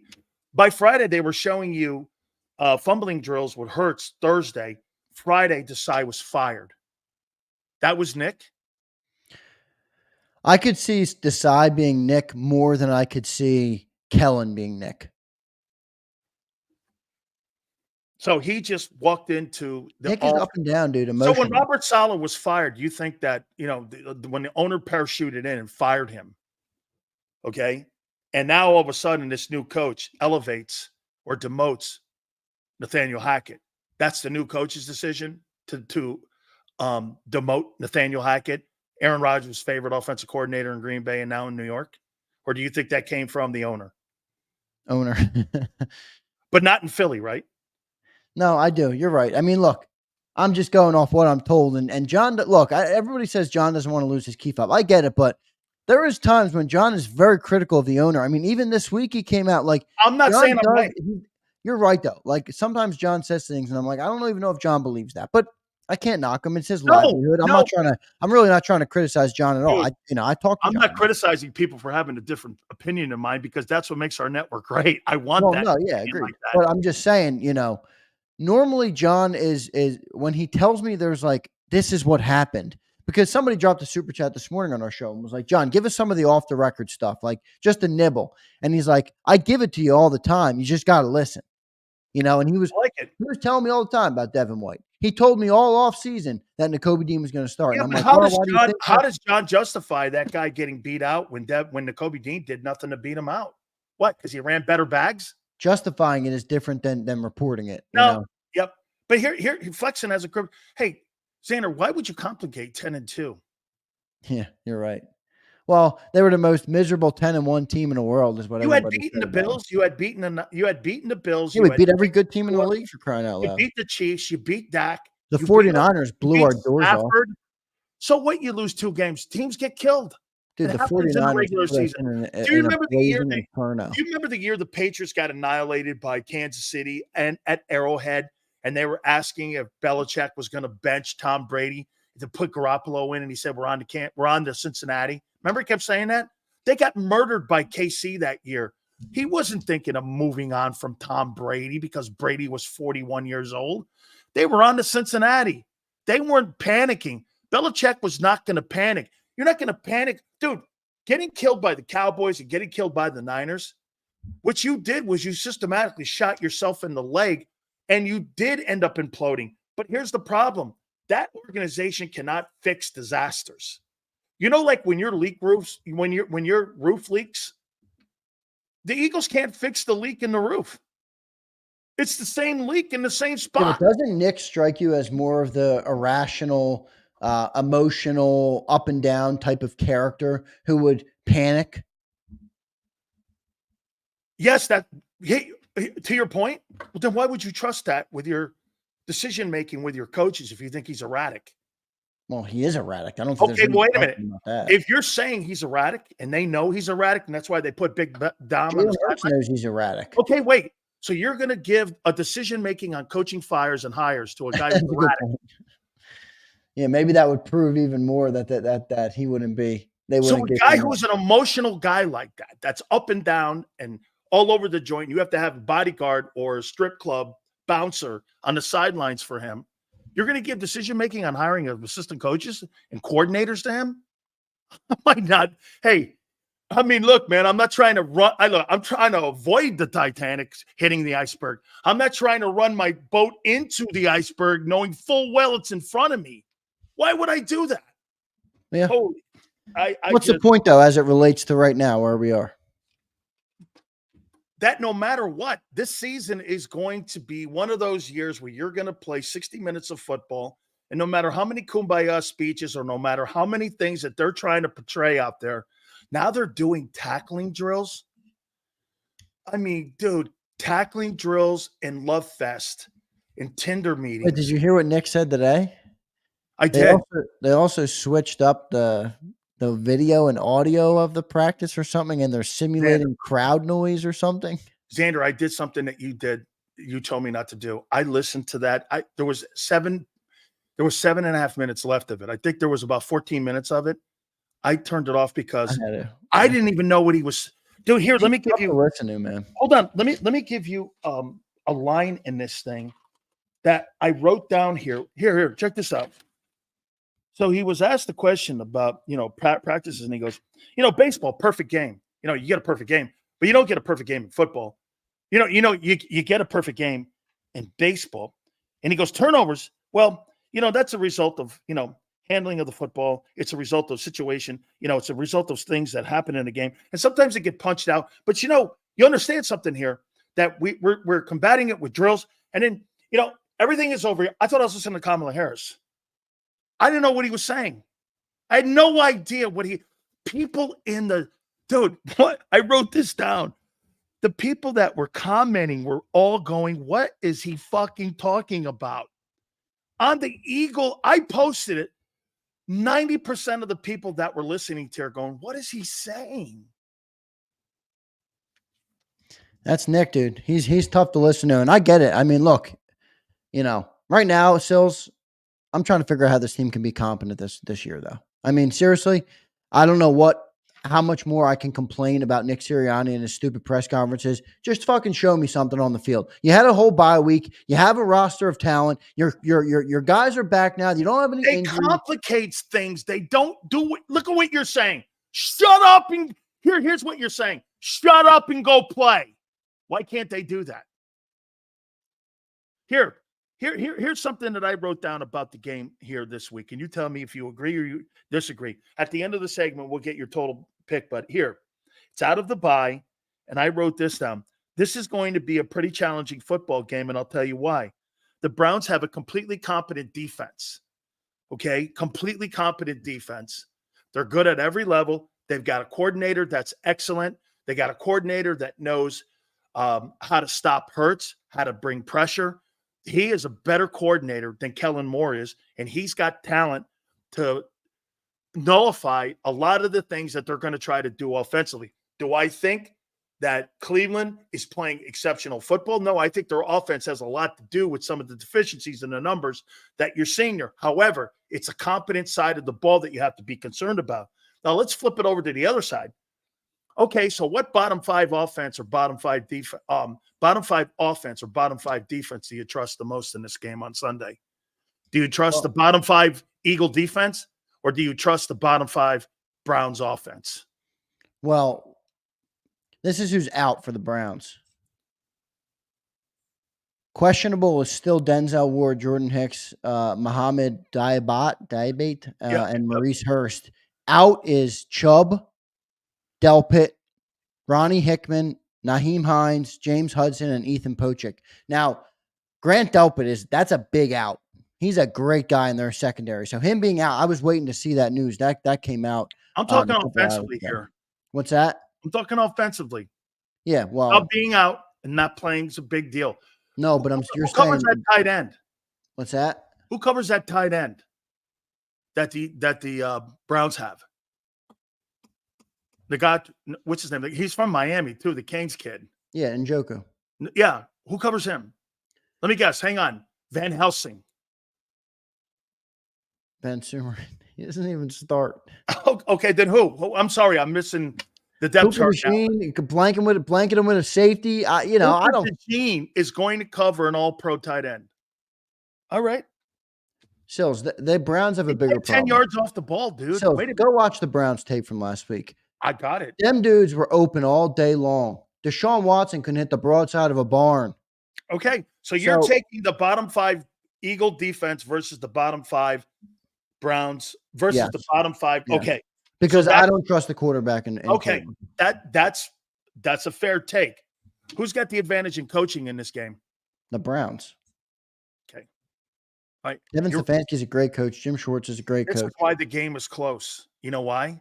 Because it's bottom five defense versus bottom five offense, and you're taking the lesser of the two evils.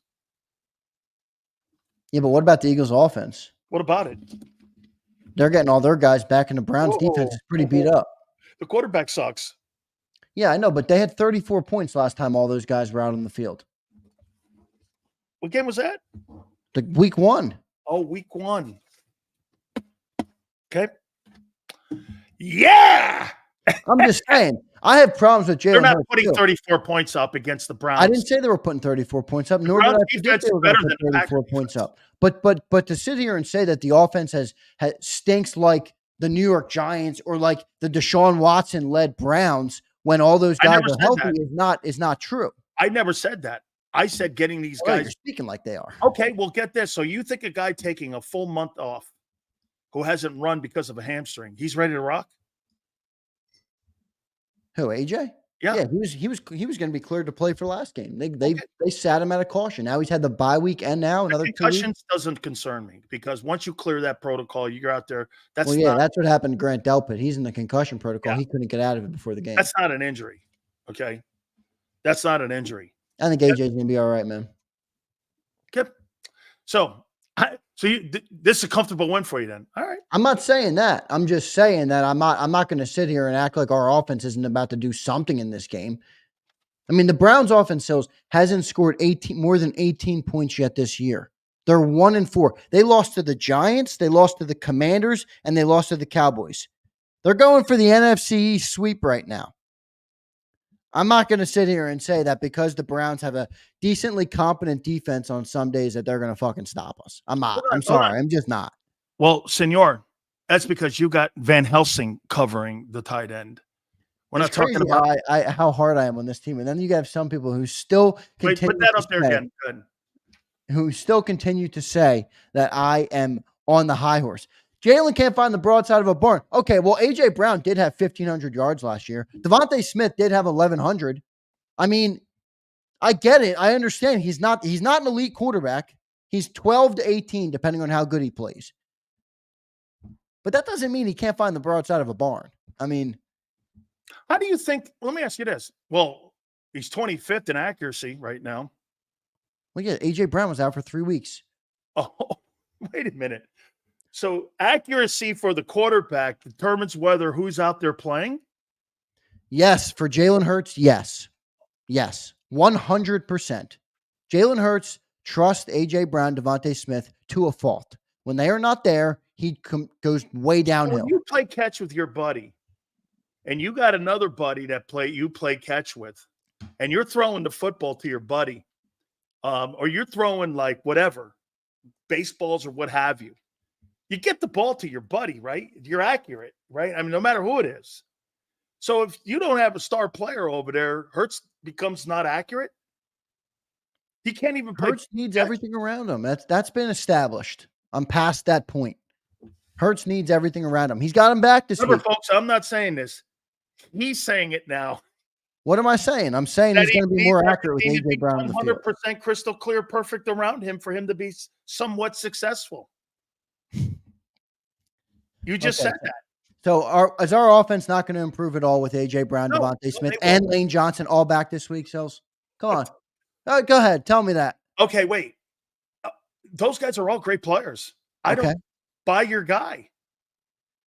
Okay, but I know the mail's in the back of the truck. I just don't believe the mailman's going to deliver it. Offensively, our team has not been bad when they are all on the field, whether you like Jalen Hurts or not. So no matter if Jalen Hurts has A.J. Brown and Devontae Smith, in the last 22 games, he has almost 30 turnovers. It really doesn't matter who's fucking playing or not, dude. He's a turnover machine. Whether you got your stars or not, man, he's going to turn the ball over in this game Sunday. You can guarantee that. He is not going to play a clean game Sunday. He is not. He hasn't. He's just not. Everyone's waiting for this clean game. Dude, that game is 20. Hey, by the way, I want to bring this I'm predicting 0 turnovers and 300 yards. Love it. Yeah. I'm going to give him a Howie. Ready, folks? I wasn't going to do that until I came on here and Sileo's acting like we have the worst offense in the NFL. Since the 2000 legendary Xander 2022 season, if you put that to a side where you could look at that as an anomaly season like 17, the team is 26-18 with Hurts being a starting quarterback. Did you do that math right? Well, we're here. Let's do it. Watch this. He was 9-8 in the regular season. Okay. And they were 0-1 in the postseason. We'll put that. No, we can't count that because that's Shane. This is without Shane. Oh, by well, the then way. you can't do 9 and 8. That It's 0 2 and and 1 5. counts on him. Then he was 11 and 6. Okay, remember Sirianni said this is my offense. Okay, that's 13 and 11. That's And it's 2 and 2 this year. Hold on. Wait a minute. That's 9 and 8 and 11 and 6. Hold on here. 9, 10, 11, 12, 13, 14. That's 14. That's 20 and 14. Then Where are you getting 20 wins, dude? We 9 and 8 and 21. Last year, 11. Okay, but they had Shane in 21. Oh, that's right. It goes like this: 2 and 5, 2 and 5. 2 and 5, and then 11 and 6. And you said 13 and 11. That would be 13 and 11. Now, if you add the 2 playoff games, it's 13 and 13. Now you're 2 and 2. Wait a minute. Now, Whoa. 2 and 2 this year. Because Nick's still involved. He said it. It's Kenny collaborative. P, the math ain't kicking my ass, bro. I'm good at math. That's 15 and 13. Last year he lost the playoff game. So they're 15 and 14. 15 and 15. 15 and 15 without that 14 and 3 season, with Shane being the offensive coordinator, Nick running the offense or being involved in the offense in some way. You're 500. So where is this immense winning? That's just the perfect cherry pick, though. Wait a minute. All you guys do is cherry pick 22. This is bullshit. All you do is pick 22. No, shut up and let me get a point out. This is why this is complete bullshit as an argument. I came on here after the game and said, oh, if you took out Jalen Hurts' 2 turnovers, he had a perfect game. Well, if you take out Shane Steichen, Jalen Hurts has sucked. That's a BS argument. Oh, really? Well, stop bringing the MVP 22 season up as something that is who he is. It's not who he is. I never said that's who he is. Everybody references the MVP, even Shady. Everyone references 22 because it's the only bit of success he had.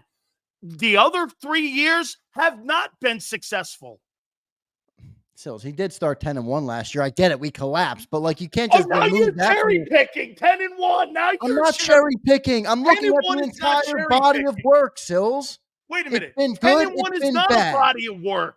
It's a half a body of work. No, you're looking at half a body of work. You're removing his best 17-game stretch because you don't like that. No. I said without Shane Steichen as his coordinator, he's 15 and 15. Again, you can't just cherry pick that. Wait a minute. You know why that's a reality comment about him? Because that's a completely different style of offense he ran and what he's asked to do now. They claim that Steichen ran Nick's offense too. Whether that's true or not, I don't know. Then why didn't they stick with the 22 offense that Shane Steichen had with the RPO? They didn't. Remember the 2 and here, I'm going to give you guys something Xander did to me when he was producing that year when they were 2 and 5. No, I'm just Sills, do you think this guy survives fucking another week? And I go, hey, did you hear what happened? Xander goes, what? I go, Nick gave up his play calling duties. And it saved his job. Don't you remember saying that? You know what this sounds like to me? This whole argument? It sounds like Nick Sirianni fucking stinks. Because you're telling me it's all on Jalen. Oh, every time Shane Steichen hasn't been here, the head coach blows. It's all been Nick's offense outside of that. None of this is. Well, it's a different conversation then. No. How many times have I told you? You want to coach him like 22? He's a weapon. You want to coach him like 21, 23, and 24? He stinks.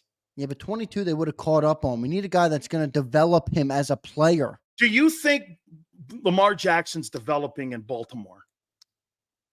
He runs an RPO. Yeah, Lamar's a different type of athlete, though. Oh, okay. Come on, dude. I love Jalen Hurts. You're not wrong. But Lamar Jackson is what a are we talking one-of-one about type here? of athlete. Let me ask you this. Do you think Jalen Hurts develops into being a pro-style pocket passer? That was my hope coming into the year. It's why I've been so down on him through the first 4 weeks. I told you all offseason. Why did I predict 4,500 passing yards? Why did I predict MVP? Because Kellen Moore was going to put him in a pro-style offense. He was going to find the weapons, get through his progressions, read the defenses like you see other quarterbacks do, and he was going to get better. He hasn't done that. That's why I've been down on him. But to sit here and cherry pick his best... Cherry pick? his best moments is BS. It's not the right way to evaluate the player. Wait a minute. Don't you start to see now his best moments are becoming lesser? Yes, 100%. This is I will 30 never. games. I am not denying that Xander, trend. We're talking 30 games. That's a trend. That's not just cherry picking. We're not talking about, you know what cherry picking is? 4 games, not 30. Half of it's from last year. I mean, Wait a come minute. on, man. You are cherry picking. Here's what the ultimate Eagle fans do. Hey, we were 10-1 and 14-3. And you're like, well, okay, yeah, well, let me do that same kind of argument and show you how you're average without that shit. This is the third straight day. Still's got me stressing out on this show, man. Are you feeling better? Did you have any of Donovan McNabb's chunky soup? Are you feeling better at all? Feeling better. I don't get sick, big cells. Okay, hang on here. Get this. Are you convinced now? Are you convinced now finally that Brock Purdy is better than Jalen Hurts? Here's what Brock Purdy is better at Jalen Hurts at. Brock Purdy is better at pre-snap reading, reading defenses, getting his team into the right play, and getting through his progressions. This is why I value that so much. People rip me for saying Brock Purdy's underrated. I listened to a segment from Tom Brady, okay? You can listen to who you want in this world. You can take things from a grain. You can listen to me. You can listen to Dan. I don't give a shit who you listen to. When Tom Brady talks to me about good quarterbacking, that's who I'm going to listen to. He told me those things are some of the most important things at being a good quarterback. Brock Purdy does all of them exceptionally well. Jalen Hurts struggles at all of them. Jalen Hurts is a great athlete. Jalen Hurts has a pretty good arm, honestly. Jalen Hurts doesn't read defenses well. He does not process quickly, and pre-snap read, he's still struggling with immensely, and they're not getting into the right place. It's Jalen Hurts' biggest struggle. So, yeah, Brock Purdy's great. I've never criticized Brock Purdy. Let me help you out here also. Last night, I saw a play that Kyle Shanahan designed for him with Deebo Samuel. Yeah. The touchdown play? Deebo Samuel ran a play that got another guy open to help Brock see the primary target and where to go pre-snap. Right. He coaches him so well at getting him to see the right spots. I'm wondering if Kellen is doing that same thing, because you know when I heard it? I heard in camp how, remember when the tight end, Dallas Goedert was saying, the one thing you're seeing with Kellen Moore is his landmarks. You're seeing the landmarks more, and Jalen is seeing those landmarks. Last night in game, you saw Brock Purdy identified by moving his head around and finding those landmarks, because why? Deebo's coming across the middle, which brought the safety down.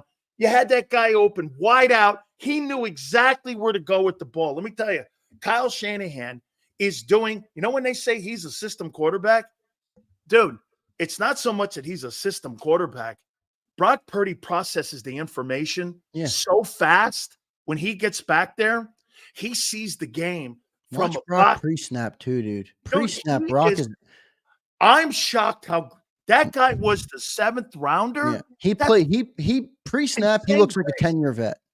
He reads that field. He knows exactly what he's looking at immediately. You can see it. I see it through the TV screen, and that's why he looks so calm. What do you have last night? I fell asleep watching the game. Hey, did he play like 43 games also at Iowa State? Wasn't he? Well, that might have helped him. He was 18-28 for 255 and 3 touchdowns last night. And look at his QBR. Quarterback, man. He's a very efficient quarterback. But as it relates to his completion percentage. Look at his completion percentage from last night too. Yeah, 18-28. So he was, right there in the 60-65% range. I guess that would be. Yeah. I mean, dude, no turnovers. And by the way, Kittle was in and out. They're under 13 running back.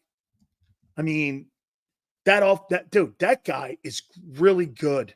I mean, you can make the argument. We had a Niner fan in the chat who was upset with their win last night. I kind of had the different take. I'm like, boy, if this team gets healthy. It wasn't sexy looking, because you know why? One thing I did say last night that goes back to the conversation that you and me have a lot, Xander, is this one here. They almost gave that game back to Seattle last night, man. Now, Seattle's a tough place to play, but weren't you in there going like this after they had that lead? They're not going to cough this thing up too, are they? Because it looked like they were going to cough this thing up a little bit. Yeah, but I don't view that as a negative, man. Sometimes you got to learn how to close out games in the league. Got to learn how to Well, win. they're not dominant like they were 2 years ago. Well, no, but they also don't have everybody healthy like they did 2 years ago. They don't have their best player on their team in Christian McCaffrey. I mean, look, I'm not going to sit here and glaze the 49ers. They're a good team. They're a real legit contender in the NFC, and they will be again this year. And they will be probably as long as Brock Purdy is their quarterback and Kyle Shanahan's their head coach. I mean, they both have their deficiencies, but they're a good team. They're a good football team. Now we'll see, what ends up happening. I wouldn't count them out though. Just because they don't look like they did 2 years ago doesn't mean they're not a legit contender. By the way, the NFC is wide open. I mean, Absolutely. Vikings are 5-0. Who would you rather play in the playoffs, the Vikings or the 49ers? The Vikings. Duh. The Commanders are 4-1. Who would you rather play in the playoffs, the Commanders or the 49ers? I'd rather play. I'd rather play. I'd rather play the Commanders and the Eagles in the playoffs. Yeah, because they got the young quarterback. Yeah. Brock Purdy's been to 2 straight NFC title games now. No, I don't trust any of the records right now. I'm just saying they're going to get into the playoffs. We gotta understand that they're a legit threat in the NFC. I don't trust the records right now. I don't, because I don't know really what we're looking at here yet. Let's get to the super chat, Xander. Yeah. By the way, everybody, go check out the merch store. I just launched it today. I posted it on my Twitter page as well, man. Yeah, check it out. I got some more stuff to do. If you're a member, drop me a comment on the members only post and just give me some feedback. I am looking I'll take any feedback. I want to get some more designs up there and do some different changes, but definitely go check it out. I have some cool merch up there, a couple different things. Now I got to get some Big Sills stuff up there and get some Johnny Mac stuff up there. So I'm still working on it. I got a lot of designs still to get up, but I just put out what I had for now because I know I've been wearing. Dude, the only shirt I want made is Hurts stinks. No, I want truth, justice, and the Big Sills way shirt. All right, Xander, let's get to these super chats here, man. Then I got to get your prediction. Yeah, I got my prediction for Sunday's game. All right, man. What are we looking at here? Hey, thank you guys for always putting up these super chats. We appreciate them here. Xander for GM, Big Sills for coach, Philly 500 for the buffet. Book it. I'd be a great GM. You know what I would do in the draft? Find the meanest motherfucker in the draft that's got talent. I need some mean people on my football team. Why do we draft? What position would you start with? Well, you got to go to lines. I agree with the Eagles' philosophy and drafting the lines first. We don't really need line right now. Right now we need some middle of the defense help. I want Ray Lewis. Yeah, a linebacker would be great. But, how high do you take a linebacker? Right now we're going to be 15. I mean, we talk about Jalen Hurts. I know I was pushing back on you today, but shit, I'd be considering a quarterback. I mean, there's a lot of quarterbacks right now projected in round 1. If I'm 20 to 30, I got to think about one. Not third round, maybe? No, back of the first round. No way. So we've invested 3 straight years. You got 3 years of this guy with no trade. No way. Okay, and look at how Jordan Love looks right now after sitting 3 years on the bench. So you wait a minute now. You want to go down the route of Michael Penix? I'm not saying that. I'm saying I would consider it. Got 2 years at least. If the opportunity were right, I would consider it. Yes. I don't know how long Jalen Hurts' shelf life is at the end of the day. None of us do. He's a running quarterback. Look at all the running quarterbacks in the past. And they don't last as long because they get banged up a lot. Jalen Hurts has shown regression from the Super Bowl. He's never been the same since. If they're not going to coach him the same way again, this is what we have. And I'm just saying, I would think about it. I would think about it if the opportunity were right. There's a lot of dudes who are going to fall, probably to that range. But Sills, we spent 4 straight first-round picks on defense? Yep. Jordan Davis, then you went Jalen Carter, Nolan Smith, then you went Quinyon Mitchell. That's 4 straight ones on defense. 4 straight ones. I got it. No. I mean, that's a lot, man. So you're talking here, in your opinion, you're talking about drafting a kid at quarterback. That's what you're saying. I didn't say I would definitely do that. I said if there's a player like Nolan Smith late in the first round, give me the quarterback.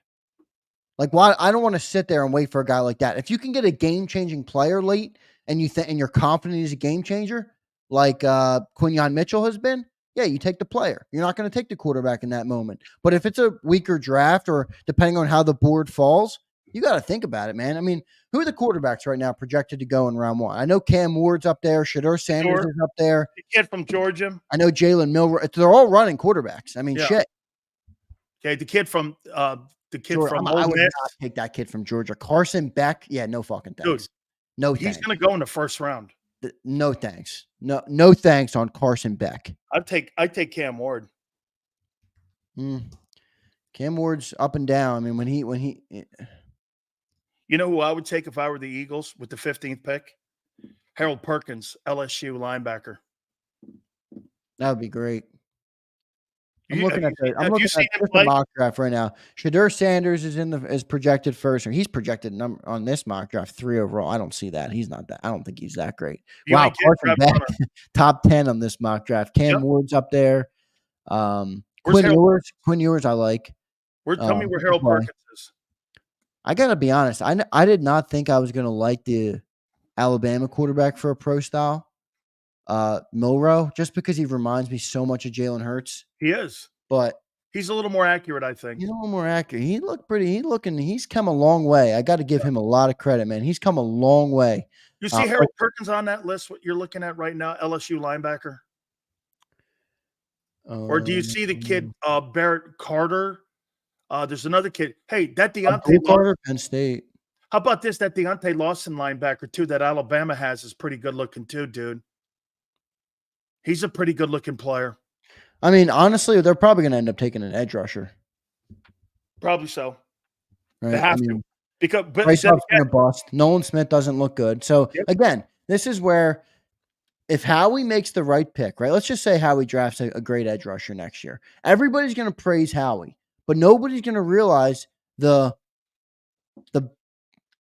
bad of that because you missed on Nolan Smith. Absolutely. Right? Every But to your comment that you made at the beginning here. I'm blanking on the word, but go ahead. What I like about it is, and if you're going to look at it from a positive note, like you said, you're not going to fault them for taking continual swings. If you're taking swings, the one thing you don't want them to do, you know what I always admire about Arizona? They took a swing at Josh Rosen and he blew. They went back in the draft the following year and took Kyler Murray. They weren't afraid of their mistakes and went back and took another swing. And Murray looks like he's coming around now again. He's starting to play like the player we thought he was going to play. And maybe a little bit of the inconsistency in the organization with the Bidwell family's played a factor in that mess as well. But hey, if Howie takes a swing at another edge rusher, phenomenal. Hey, so he missed in free agency. Listen to me. I'm going to take your side on this, Xander. Hey, you paid a guy you missed. You drafted a guy you missed. Well, you need a guy. Go fucking do it again. Need a guy, but dude, imagine if we fucking hit. Right. You have to the rest of the team. You can't not. So we still need a lot of secondary. Listen, I'm going to take your side on this one and go, they have paid free agents. They have tried to draft. They just haven't landed on them. Well, they got to land better. It's one thing to miss a couple here and there. Well, then keep your coaching staff intact. Dude, are you blaming all those four first rounders on the coaching staff? There's not a coach on this coaching staff that's been on the staff more than 4 years on defense. How can you develop when you're constantly being told 2 different things every year, just like Jalen Hurts? Dude, if the quarterback's struggling at being developed, don't you think a linebacker is? Clint Hurts, by the way, I know he's your boy. I don't expect you to criticize him, but he's done fucking nothing for those dudes on the defensive line. Nothing, by the way. Hey, okay, so wait a minute. Well, let me throw this at you here then. Well, Tracy Rocker's seemingly doing a great job with that Houston Texans defensive line. Yeah, it might be the organization. I'm not saying it's all on him. I'm just pointing out the results right now. They don't look good. That defensive line in Houston is one of the top 4 units now with Will Anderson and them guys. Yeah, well, they got some dogs on that team. Well, he's the coach. Yeah, they got some players over there. You had him for 3 years. They got some players over there. Devontae checks in. Appreciate Devontae. He says, we need killers on defense for the mock draft. Who you getting, Sills, Xander? A killer. Devontae, that's what I just said. We need some fucking beasts, dude. I am done with the soft-spoken, respectful. Look, it's great. We're playing football. You're bashing heads against each other. Why were the convicts so damn good? That's because they were afraid of us. Get some dudes that Hey. have an FU attitude. I'm good with that. Xander, when you heard that that Star Wars march, and you heard the lights go off, and you saw the smoke. We were the inventors of the smoke, of course. And when we played the smoke, and we came out of the tunnel, and all you heard was da da da da da da da da da, and you never lost a game in a decade at home. The record that will never be touched. Okay, you got to understand something there, homeboy. You walked in there and went, "Holy shit, here they come!" I believe it. I believe it.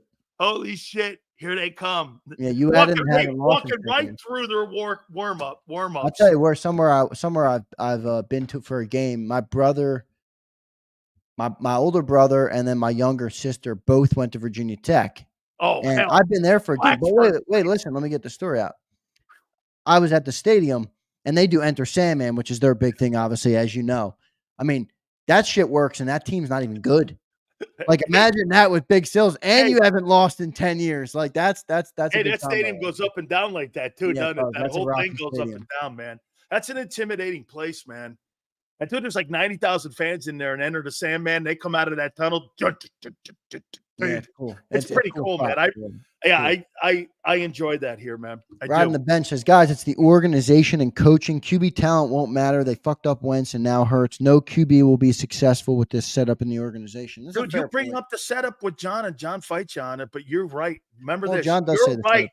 You're right on the setup. Dude, how about this? I mean, there's no coincidence. All these great quarterbacks had their quarterback coach intact and their coordinator intact for a decade. Hurts has had 4 coaches in 5 years as a coordinator. Dude, come on, man. Jesus Christ. Jarrell says, we're in week 6 talking about the draft at 2-2. Get the fuck out of here. Jarrell, I'm not talking. We're just messing around. Someone said I'm the GM. I was just playing with it, man. I would draft a fucking but wait a minute. Jarrell, you're having Tinder meetings during the bye week with your coach and quarterback, too. You know, you're having Tinder meetings. Steve-O, I was going to get to it. He sent it again. Steve-O, don't worry, bro. We always get to all of them. That was my next one up. But he says the RPO runs itself based on the read of the QB. Send a super. He said the RPO system runs itself based off of what the QB sees. Yeah, no doubt. But I mean, there are ways to defend it. Making in the RPO is sensational. What's that? His decision making in the RPO is sensational. Yeah, well, his decision making in the read option now sucks. Okay, well, he's not good at it. And he's not good at reading progression wide receivers either. Go back to what he does great. Hello? Oh, what? Hey, I'll tell you what. What an epiphany. Holy cow, man. This can't, I mean, go back to your Tinder meetings, man, and tell me, hey, now we tape. I know why Diddy taped a bunch of shit now. It's kind of like the same way the Eagles now. Get it, Xander? They're taping all kinds of shit, tackling drills now. Shit, Diddy was onto something. Go ahead, man. What do we got going here? Let's see who we got. Jalen did develop into a turnover machine. Send his ass to Siberia. Pumper one more. Is that bum juice? Wait, this is somebody who brought up the comment earlier. It was Mr. International. He brought up the comment earlier about the team doesn't look like the Eagles anymore. We're trying to be too pretty, man. We really are. Our team tries to be too pretty nowadays. We are not a pretty city. We are a gritty city. You mean finesse? Finesse, pretty, look beautiful. No. Fucking run it down their throat. Pound it with your offensive line. Destroy them. Don't you want to be a knockout defense? Like it's the reason we hate our What kind of fighter did you like? A knockout artist like Tyson, or did you like watching Floyd Mayweather fight? Well, I got to be honest. Floyd Mayweather is I love boxing. Boxing. But Floyd was a pugilist. People want to see knockouts. It's true. No, but you couldn't punch Floyd. You can't beat somebody if you can't punch him. You know what I'm saying? Okay, so he was a one-of. But I'm talking about styles. Don't compare this Eagles defense to Floyd Money Mayweather. No, I want to beat Tyson. I want to knock you out. Yeah, I agree. But Tyson also left himself more susceptible. Floyd Mayweather couldn't be touched. He couldn't be touched. What bombs? I love Floyd Mayweather. I actually like him too. I actually like him too. Blue collar team run by nerds, freaking Poindexters, deserve wedgies. Wait, I was Deshaun a endorse. vegan? If he was a vegan pumper, I will endorse that firing too. We don't need no fucking vegans, man. They Vegan. just serve wedgies. Bold prediction, no turnovers. Mad, that was a bold prediction. By the way, I DM'd you back, Mad. Appreciate that, bro. Yeah.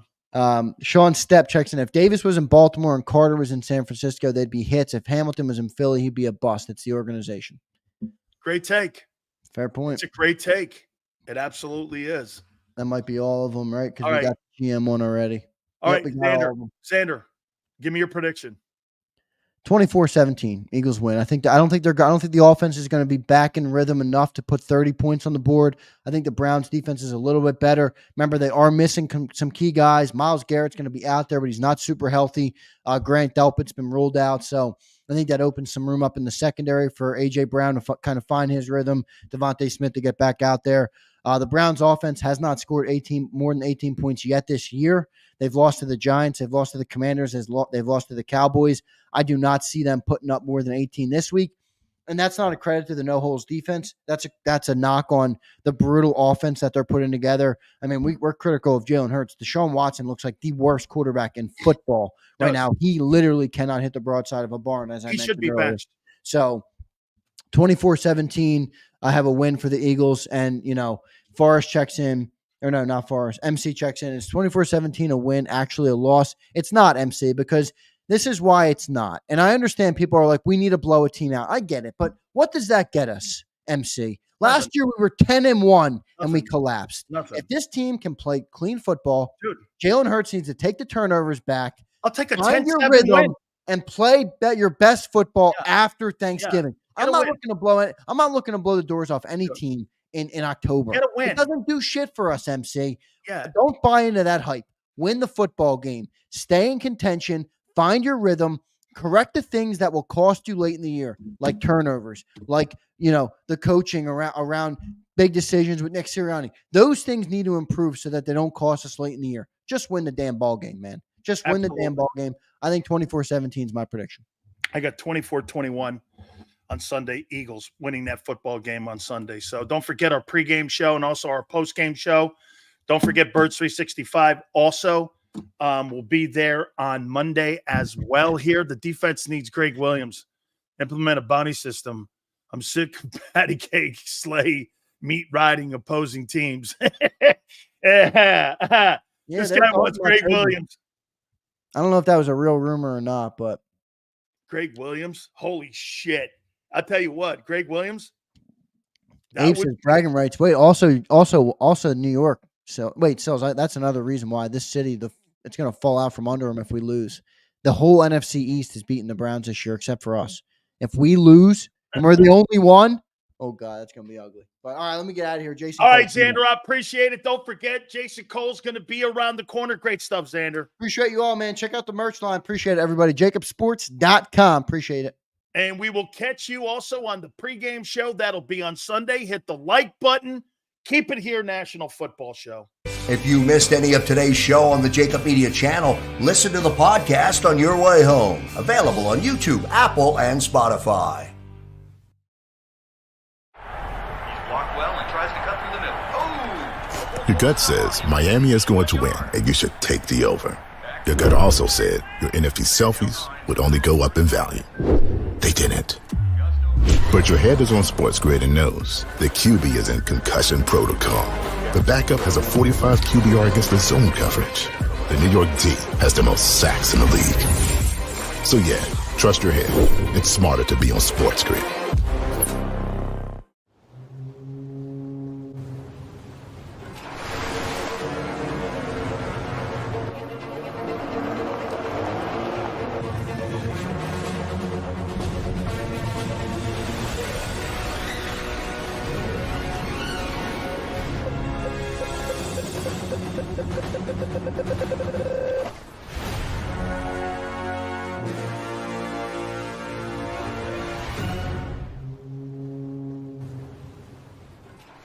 Score and save in southeastern PA and Delaware with Colony Pools this football season, and let the experts close your pool with a custom Merlin safety cover in green for the birds. And if you join our Winter Watch team, We'll give you another 20% off, and Colony Pools will handle it all. Keep your tiles on your pool, not in your pool. Fly with Colony right now, Birds fans. Visit flywithcolony.com. I get scared sometimes. Of a lot of things. Joining in. Decisions. The dark. The dark. But I once heard someone say, But as I always say, it's okay to be afraid. as long as you face the fear. And keep moving forward. Wherever you are in life, count on the name trusted in insurance for over 80 years. Independence Blue Cross.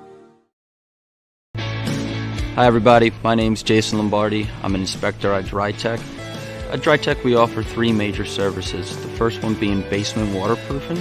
The second service we offer is foundation and structural repairs. And then the third service that we offer is mold remediation.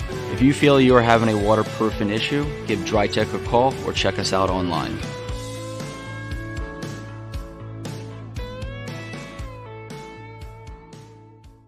Heading down the shore.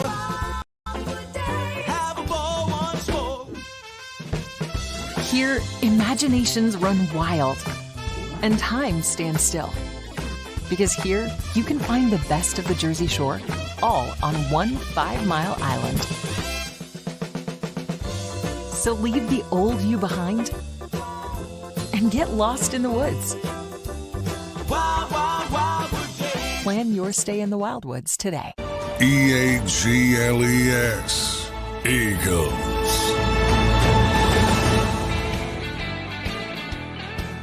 Big Stills National Football Show. We appreciate you guys coming aboard. By the way, next week, Jimmy Johnson and Phil Simms are going to step in with us. We're going to get Dave Wonstadt with us next week as well. A bunch of your favorites are going to be stepping in. We're also going to get Kevin Colbert, the former general manager of the Pittsburgh Steelers, on with us, and we're going to talk a little football and building a roster, what have you. We'll do that. Also, John Lynch is going to join us. I worked for his dad for a little bit, and obviously John and I have been friends for about 30 years. We've known each other a long time, so we're going to get the general manager of the 49ers on too. Haven't talked to John in a little bit, so we'll have him on as well next week. Last night, the 49ers end up riding the ship. I think it was a must-win for them, but before we talk a little bit about the Niners and Thursday Night Football, I want to bring my favorite Hall of Fame voter, my friend of over 30 years too, also Jason Cole, in with us. I always have his book here. I don't know why, but I always have his book here with me here. How you doing, Jace? I'm great. The Elway book is better, though. I have to say. I got that one on my desk, actually, with the one. Theismann just sent me a book, and I've got that on my desk always next to the Theismann book. I love Joe Theismann, man. One of my favorite football people of all time. Hey, before we get into the games this weekend, let me throw this at you here going into this Who do you think needs this game more on Sunday, Deshaun Watson or Jalen Hurts? Well, Deshaun Watson, I mean, like, we're getting to the point where we think he can't even play. I mean, Jalen Hurts is in a slump, and I'm not saying it's not a serious thing that's causing questions. But I think I was listening to Chris Long talk about this, and he made some good points. Where Jalen is just holding the ball too long, and he's not. He should be an early read guy and decisive, and he's not decisive right now. And I think that is an organizational issue as much as anything else. I mean, look, ultimately he is responsible for it. But if you want to make your quarterback as decisive and functional as you possibly can, make sure that he has consistent coaching, right? Like, stop going from one offensive coordinator to another offensive coordinator to another one. That's an issue. But Deshaun Watson, like, I'm getting to the point where I think he's terrible. Like, just not functional. You know what I'm saying? It looks like it's not just the 2 years off. It just looks like the outside. The one thing about Brady and Manning and Elway and all those great quarterbacks that I always admired, they never looked up. they always had their head down and they were always grinding things out, and there were no outside noise things. I think the noise has actually polluted his brain where it's now unrecoverable. I mean, Kevin Stefanski is a brilliant coach. I mean, he got to the playoffs with Joe Flacco and 18 other myriad of quarterbacks that were there a year ago. Two-time coach of the year. If you asked anybody in the league, they're not going to compare him to Kyle Shanahan, but I'll tell you what, he's in a conversation where he's a pretty good play calling coach, and it's $230 million right now. But to your point, though, Jason, that narrative is here. We're here going, is he going to recover? With Hurts, it's like, okay, if he loses this game Sunday, you're going to start doing this. That 1 year in 22 was an anomaly. Yeah, but you're not saying he's done. Like, no, I'm getting to the point where, like, Deshaun Watson, and I'm not saying his career is going to end. He's going to get cut, and nobody will ever pick him. Let's not go down that road. But to the point where people around the league are going to go, I don't think there's anything to salvage. I don't think, I think to your point, there are guys who understand you don't let other stuff get in the way of ball, of playing ball and being great at ball. You can goof some things up and, screw some. You don't even let your family get. You don't even let your family get in the way, no matter what family decisions, man. This is all about one objective. Right. Being selfish. And the way you look at Deshaun Watson, it's like, okay, you let all this other stuff get in the way. And then you made this decision about money to go to Cleveland, even though you didn't want to be in Cleveland, you wanted to be in Atlanta instead of taking the deal in Atlanta, where you would have been home and you would have been comfortable and you would have been surrounded by people. You would have been happy. You would have been happy. You would have been probably giving yourself a better chance. You went to Cleveland, which is so outside your environment. I mean, you grew up outside Atlanta. You went to Clemson. You stayed in the South in Houston. And granted, you could have went to Carolina, Jace. I mean, seriously. Absolutely. Yeah, but he went to Cleveland and he took the money. And that's not a focus about playing ball. I agree. And in and of itself, the decision to take the money, I don't blame anybody for doing. But when you do that on top of all the other decisions, you're stacking one bad decision upon another bad decision, upon another bad decision, upon another bad decision. You're doing all these things that undermine you and take away from the joy of the thing you're trying to do, which is you better have joy in it because it's freaking hard to do. Jason, you bring a great point on peace of mind. Okay. And that's what this comes to here, because how many times have I done things where I've taken the money instead of the comfort zone of being around the people that helped me become successful and having a team around me versus jumping to a job? All of a sudden you got the money, and as soon as you're there for a month, you freaking hate the place you're at. You hate the people you're at. The whole entire – now, again, you've got to suck that up because it's $230 million, and you've got to be a man about it. But we already know he's not a man making man decisions because he's making those off-the-field poor decisions. So his character has really let him down here. And I think it's a great point. This is more about the muscle on the shoulders than it is about anything else. It is, because he can play. I mean, we saw it. Spectacular player. Spectacular. He didn't do those things against Alabama in college without talent. Even in Houston, he was great in Houston. Right. He didn't do those things in Houston accidentally. Right. That was talent. He is a super talented guy. And now you got a guy who his body language is horrible. Like when he was walking off the field on that fourth down play, and again, that wasn't his fault because of the timeout situation, the 12 men in the huddle. I didn't realize that at the time when I was watching it. But even as you watched him walk off the field, like there was no animation, there was no love, there was no joy. There was, it was just like, I'm out here, this sucks. It's like playing ball shouldn't suck. Stefanski even threw his hands up to where I think he was more about what you were talking about. Instead of just missing the assignment, I think it's more about his overall perception of the game. Do you think he can roll this thing back? You're talking about Deshaun? Yeah. Get back to it? I think it's going to be really hard. It's going to be really hard. I don't know how he does it. I think you have to commit yourself to say, all right, this latest lawsuit, go settle it, pay her whatever she wants, get rid of it, right? Get that off the docket. All the people around me, except for my most trusted friends, you're out, you're gone. I don't want to hear about money. I don't want to hear about endorsement. I want to focus on playing ball. That's all I'm going to do. The thing that brings me joy is what I'm going to focus on. And however he has to get to that, he's got to get to that. That's the bottom line. You know what I would do? I would somehow try to get half the money or a percentage of the money and go to a place where I got to get out of Cleveland. I got to get out of there because I need a fresh start. I would not want to sit there. Yeah, I would not disagree with that, but I think that there's a more essential part of it, which is you gotta decide that the game is the most important thing that you're doing, and that your craft is the most important thing you're doing, and that, okay, if I can go somewhere else, great.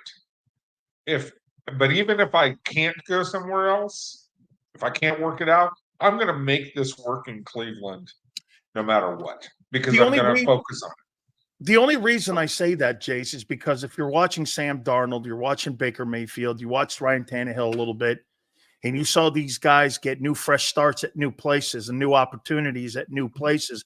Look, Baker Mayfield took all the progressive commercials, all the noise, all the bullshit that he had in Cleveland, and he kind of erased that, and now he's thriving in Tampa to a point where I didn't think that was salvageable.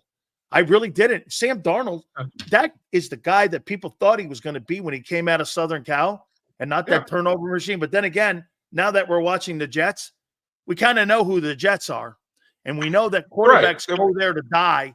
No matter if you're Aaron Rodgers or no matter if you're whomever, you're not going to succeed there. I mean, so we'll see about Rodgers. I still think there's hope. Oh, me too. I think people are going way too soon on him, and I still think that team has a shot. Monday night will be a big game against Buffalo, but we'll see in that whole. Let me just say this: when I do a thing called yards per play differential, which measures how much teams average per play on offense versus what they give up on defense. A really big stat for gamblers, and not that I'm a gambler, but because I'm not, but it's a really true measure of, is a team a serious contender? And if you start getting to half a yard, close, 1 yard, averaging one yard more than your opponent's average, you're a really good playoff contender, a serious team. The Jets right now are at 0.5. More yards per play than their opponents. Their defense is great. Their offense is okay. The offense should get better as the quarterback learns who he's playing with, right? All those things that are traditional in football for a guy who's been away from the game for a year, playing with a brand new team, right? For them to get rid of Saleh, and I'm not saying that Saleh's a great coach. He reminds me a lot of your guy Dave Wanstead. And that's not great, but he should have been given a fair chance with this quarterback for more than 5 games to show whether he was, could get this done and make the playoffs. And if he didn't make the playoffs with this team, then yeah, you're gone. But you deserve more than 5 games, because the previous 2 years, you got stuck with Zach Wilson, and you made your team competitive with Zach Wilson or whatever collection of other guys that you had behind him. I when I heard how they did it too, the owner didn't even confer with Joe Douglas, and I asked Joe, and it's like, no, everybody was preparing on Monday to get ready for, because they had an extra day because of the Monday night game, that they were getting their game plan together to get to the players on Wednesday, because Tuesday's players' day off. Those guys were all sitting around getting ready. He walks into the office with his kid or something, I think what he did. He walked in, Boomer Esiason even confirmed this, and said, "You're out." It wasn't even handled correctly. And then when he jumped up out of the table and went, "What? Like this?" they called team security and had security escort him out of the building. Well, that's standard. That's sort of standard operating procedure. I think that one's been a little bit confused. I don't think he would. I don't know how that one played out. I do know that. Look, Woody Johnson. I don't think he's a good owner. No, he's not a good owner. I mean, like, you want to know why a team is good or bad? Yeah. The number one thing is always, what is the owner doing? Is the owner got his crap together or not? It's that simple. And he or she, whoever's running the show, do they know how to handle a football team? Do they understand how to do it? And the bottom line is, Woody doesn't. And again, I'm not saying that Saleh was a great coach. Right. I know, I get it. But you and I both know Saleh, and look at the coordinators, Ulbrich. I like Jeff Ulbrich. So this is why I push back on anybody who goes, Aaron Rodgers had something to do with this. Because Aaron Rodgers went for this dude Ulbrich to take over for Robert Saleh to be the head coach of the people who know Jeff Ulbrich. Great dude, but I would love to play. Aaron Rodgers handpicked. Come on, man. Right. Well, we all know, people who've been inside the game. I would line up next to Jeff Ulbrich and be in a foxhole with him, because I know that he'll fight. You want guys like Ulbrich next to you. You don't want guys like Ulbrich necessarily in charge. And you know exactly what I'm saying, right? Yeah. And I'll be shocked. I mean, I'll be pleasantly surprised if it works and they make the playoffs, because they have a good team and they can. But again, I'll be pleasantly surprised is the key word in there. Last night, I'm going to say this to you, man. Brock Purdy, it's signed, sealed, and delivered. I mean, and I'm going to tell you what I mean by that here in a second. I thought they were going to give it back up again, because it looked like the Niners of the last couple of weeks, where they allowed teams to creep back in because they're making a little bit mistakes. It wasn't a superstar win last night, but Kittle being in and out, they're under 13 running back.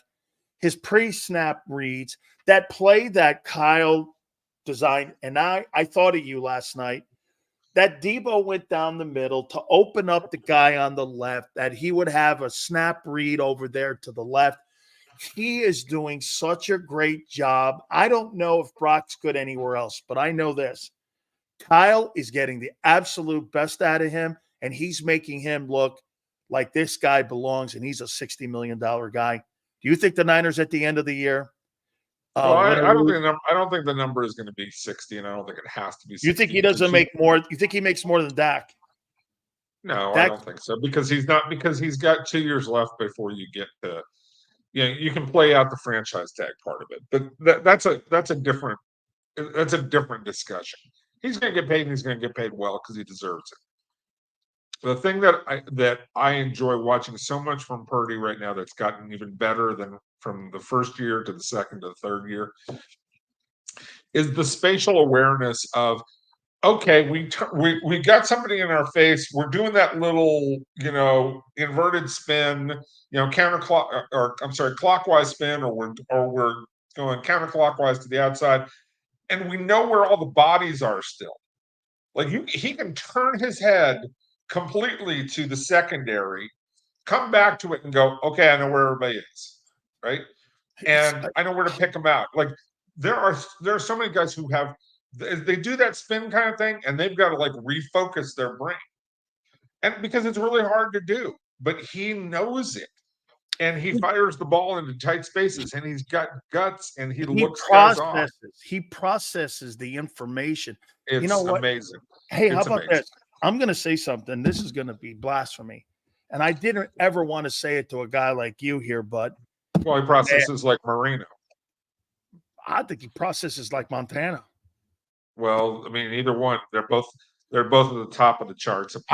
His head's looking downfield. He moves around, like you said, and that's such a great observation by you, because what happens is when you're processing the information in front of you, you're looking at the secondary.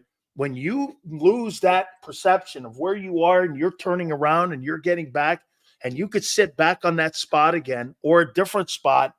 See, the key with him, every quarterback has a spot in the pocket, including Marino. But when he's moving around, he doesn't matter where the spot is. You know, there's stars in TV like Carson and them guys back in the day, or Jimmy Kimmel. They have a star in the middle of the floor, and that's where they feel comfortable talking to the audience. This guy, you could put that star anywhere in that pocket, and that guy stars from that pocket star right there in that pocket. I'm telling you, man, he is really something, and I think that's got a lot to do with the way Kyle's coaching him. Kyle really has done a marvelous job with him. Kyle's done an amazing job with him. And look, there are limitations to Brock Purdy. He is physically not overwhelmed. He's not gonna throw Marino-like passes. He's not gonna throw it like Elway. He doesn't have that deep arm. He doesn't have the deep arm. He has a good arm. Doesn't have a great one. It's much closer to Montana. Yep. But the accuracy is double plus. The anticipation is amazing. He's got every skill. Yes, if you get up in his face, you can bother. Guess what? Tom Brady, you get in his face, he didn't like it either. That's how this works. So you pay him, and if they pay him on a 3-year deal and they give him $50 million a year because they buy out the exclusive rights year and they buy out. Actually, I'm sorry. It's the what do they call it? Restricted free agent. Yep. Yeah, you buy out the restricted year plus the unrestricted year. You start buying out because they don't have the franchise tags. Because they don't have the no, they don't have. So they're going to have to pony up more than you would expect. Yeah. But they saved so much on him. Like it's just he's going to do fine, and he would be best to stay where he is and even just be happy. Like he's better off staying there and not topping the market than saying, "Oh, I want to hit free agency and go out and make $65 million a year." That's not a good fit for him. This game this weekend, Washington and Baltimore. You're going to know more about which team, Baltimore or the Commanders? Commanders, because I know Baltimore's good. I don't have any. I mean, I think they're suspect in certain ways. Kyle Hamilton's not playing as well. The pass defense is not there right now. I think it's going to come along eventually. They don't have the same pass rush right now that they had a year ago. But they don't need to because they can lean more on their offense this year in real ways. Derrick Henry next to Lamar Jackson was just such a brilliant move. Like just such a brilliant move. His last 4 weeks, I mean, have you ever seen? Now you and me are the same age here, so probably we saw Earl do this. But when I watched him run down that sidelines, my daughter said this, Jason. My daughter goes, "Dad, why does it look like everybody's looking to get out of his way?" Instead they are. Because I went, because they are. Hey, he took that ball down the sidelines. My daughter looked right over at me. She goes, "That guy looked like he ducked out of the way." I go, "He did. He didn't want to get hit with that guy." I mean, he's bigger than most of the offensive line. And I think they're fit. Todd Monken and those guys and John Harbaugh are figuring out how to utilize these two guys finally. And it's starting to come around here where maybe in the beginning, like against Kansas City at the opening of the season, they didn't really know how to utilize and they were working through some things. I mean, when you talk about yards per play differential, they're at like 1.5. They're number one in the league. They're off the charts great at it right now. Where are the Eagles in that? Eagles were like every team in the NFC East was under 0. So they all had negative yards per play differential. Do you think the Eagles are a playoff team? Maybe by default. They're getting worse, not better. I know they are. And the biggest problem was not the offensive performance. The offensive performance was the same year over year through the first 4 weeks. The problem was the defense is getting worse. It has. I don't know why. Yeah, and maybe that's a marriage of the running game and how they're protecting the defense and all those other things. But the defense has gotten way worse, and the offense is just kind of sputtering. But every single team in in that division is sub-0, because 0 is even, right? They're all in negative yards per play differential. Washington's the best right now. And that's why, to come back to your original question, your original point, they're getting by on some stuff right now, a little bit of a weaker schedule. Jaden Daniels is showing people things that they didn't necessarily expect. The book will get out on Jaden Daniels, and we'll figure out what he is a little bit more. He's obviously talented. I'm not saying that, but people figure out ways to stop him. But I think with a Dan Quinn team, the defense is going to get better over time. Yeah.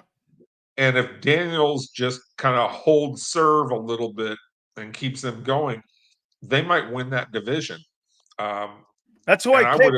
By the way, that was my that's a smart that worked out great for you. I'm surprised because look, the Dallas is not physical at all. I mean, they did a nice job against Pittsburgh, undermanned, but that was mostly because Justin Fields just can't really run it off. I don't see Justin Fields either. Let me keep you in the NFC East for a second. Are the Giants better than what we think, though? Get a game in Seattle, they win. Daniel Jones had a pretty good game the last week, and they beat Pittsburgh. Here's the one that's they beat Pittsburgh and Seattle consecutive weeks. I mean, I'm not saying they're Super Bowl team or anything, but are they better than we thought? Yeah, they're because they're closer to what they were in 2022 when they made the playoffs in 2022. Yeah, they made the playoffs. They're closer to that than they were the team last year. Last year, everything caved in. And sometimes it just happens with the team, right? That doesn't mean that Daniel Jones is any good, because he's only averaging like 6.3 yards per pass, which is just it's like 6.3 yards per pass attempt. We got Cincinnati this week. Well, he's gonna make, and he should generate some stats, because Cincinnati's defense is terrible. Yeah, but they're opportunistic, and if if he gives up 2 interceptions, they're going to get blown out, because Cincinnati's offense is that good, and Cincinnati's playing for turnovers. They don't care about yards. Last 2 questions for you here. Dallas, they got Detroit this weekend. Detroit is kind of wobbled a bit. Dallas is, in my opinion, this is where I say you start to see the Exxon Val Jerry Jones start to spring their leak, and you start seeing oil go all over up near Alaska here. Okay, this is where the Exxon Valdez. That's quite an image. Jerry just starts leaking oil. Well, he's an oil man. Starts leaking oil everywhere, and you start going on a 4-game losing streak here. Detroit, are you buying Detroit? Yeah, I think that look, they play big boy football. It's not always pretty big boy football, because they're not the quarterback is not super consistent. But he's good enough, and Jared Goff is good enough. You can win a Super Bowl with him. The Rams almost proved that, that you can win a Super Bowl with Jared Goff, and that's, again, the Trent Dilfers, the Rob Johnsons, not Rob Johnson. Who am I from Tampa? Who am I thinking of? Rob Brian Johnson? No. It was Rob. It was Rob. Not Rob. Rob Johnson was the guy in Buffalo. Yeah, who am I thinking? God, you're thinking, and his last name is Johnson. He played at Florida State, Minnesota, played with the Skins as well. Yeah, the quarterback was from Florida State. You got it. He played at Florida State. I can't think of his first name. Go ahead. Yeah, I'll get it. It'll come to me. But he's better than Brad Johnson. Brad Johnson. He's better than Brad Johnson. He's better than Trent Dilfer. He's not hugely better than either one of them. He's a better thrower of the football, but he's suspect in other areas. So the bottom line is, the Lions are right where they need to be, and what they need to do is everybody does. You have to stay healthy, and B, when you get into November and December, are you peaking? Are you playing your best football? But they are armed with everything that they need to get to a Super Bowl and maybe even win it. I mean, they play when they play better opponents, they show up, and they're just not as super consistent because there are some holes in what they do. And look, it's Dan Campbell. I mean, I love Dan Campbell, and I love the attitude that they have, but there's some meathead to him. There's some moments where he does some meathead stuff, and he's better than he was early in his career, and better prepared to be a head coach now, and he's thinking more about it. But at the end of the day, sometimes he's just a meathead. Oh my God, I'll take him over Sirianni. That's for damn sure, dude. The players love Dan Campbell. They love Dan Campbell. If you ever want a word salad and you ever want to be put to sleep before bed, just watch a Nick Sirianni press conference. So, I mean, they had a power here. Here's what I love about these guys that are on Tinder. Today was this week was like a Tinder meeting between Jalen Hurts and Nick Sirianni. They had like a little love fest and a harmony thing that they all came together in the bye week, and they were talking about their professional love for one another. And I was like, just go play a game and just be quiet. I mean, great coaches and players don't talk like that.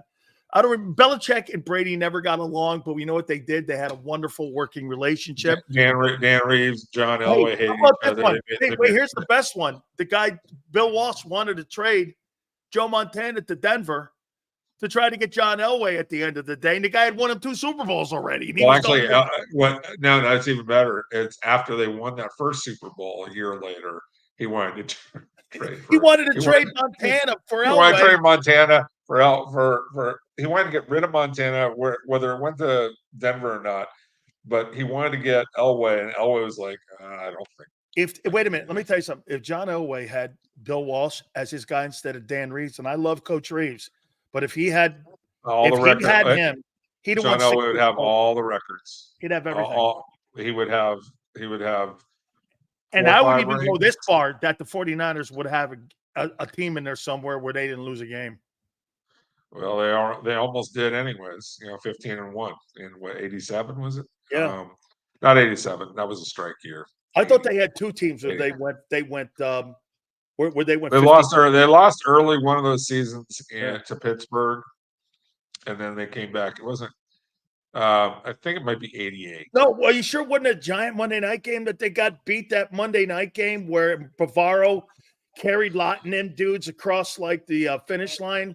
I thought it was that year that they had 15-1. They got beat by the Giants that night. I thought there was a game. Hold on one sec here. Now you're making me.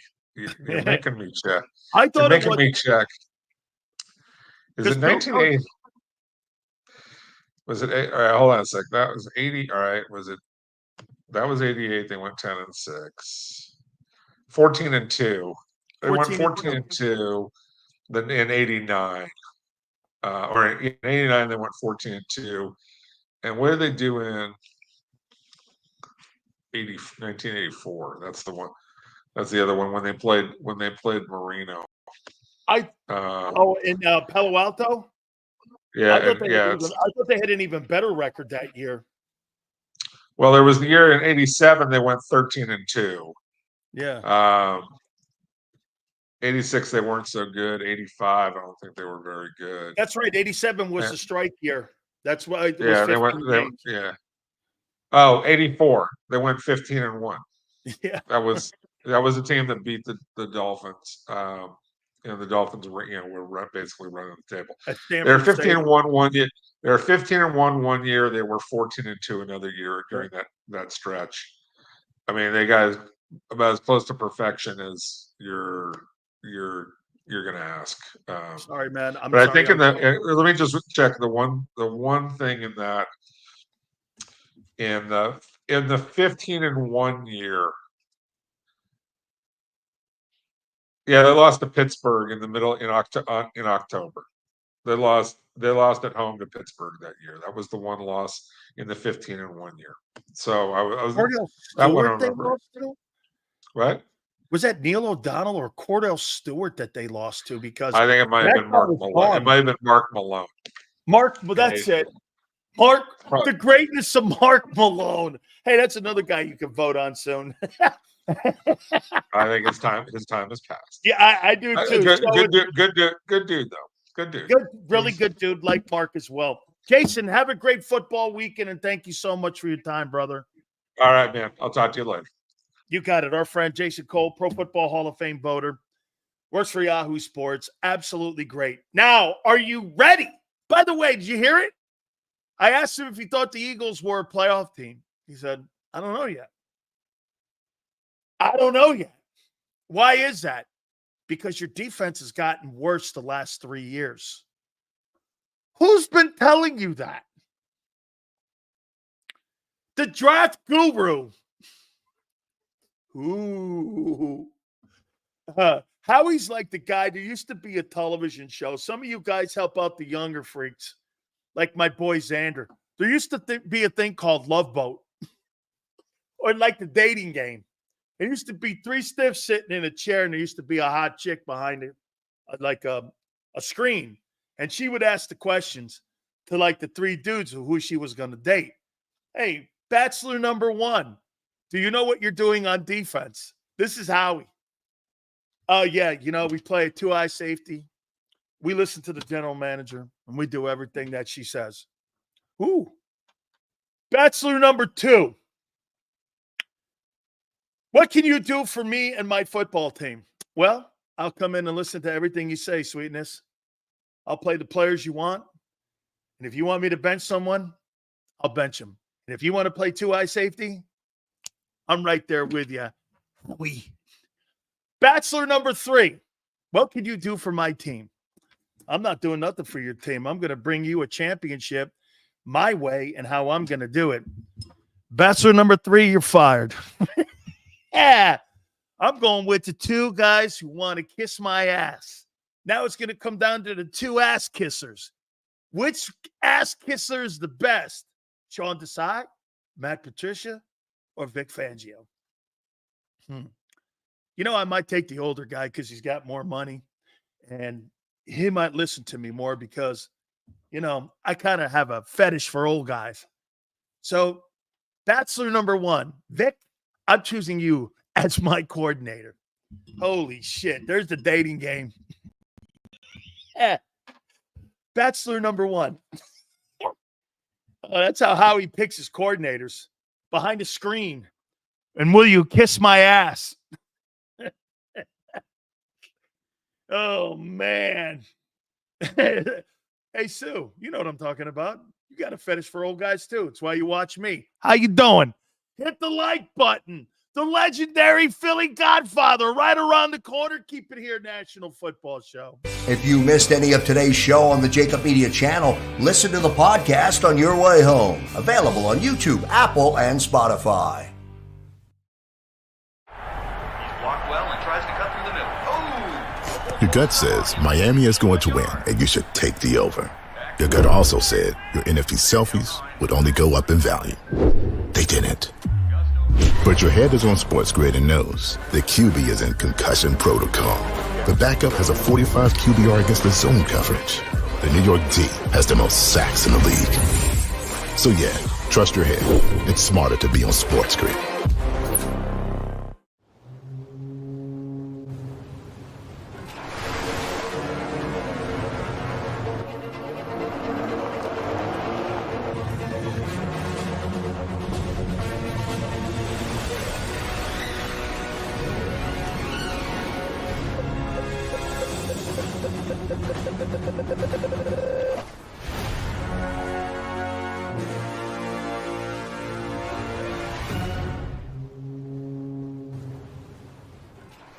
Score and save in southeastern PA and Delaware with Colony Pools this football season, and let the experts close your pool with a custom Merlin safety cover in green for the birds. And if you join our Winter Watch team, we'll give you another 20% off, and Colony Pools will handle it all. Keep your tiles on your pool, not in your pool. Fly with Colony right now, birds fans. Visit flywithcolony.com. I get scared sometimes. Of a lot of things. Joining in. Decisions.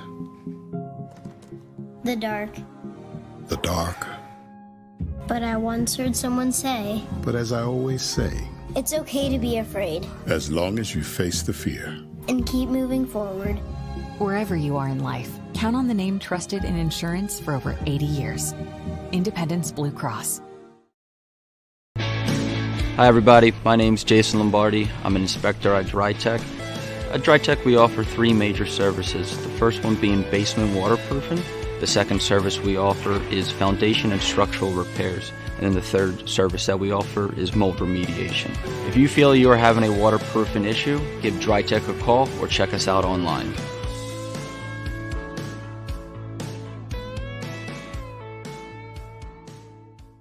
Heading down the shore. Have a ball once more. Here, imaginations run wild and time stands still. Because here, you can find the best of the Jersey Shore, all on one 5-mile island. So leave the old you behind and get lost in the woods. Wild, wild, wildwood days. Plan your stay in the Wildwoods today. EAGLES. Eagles.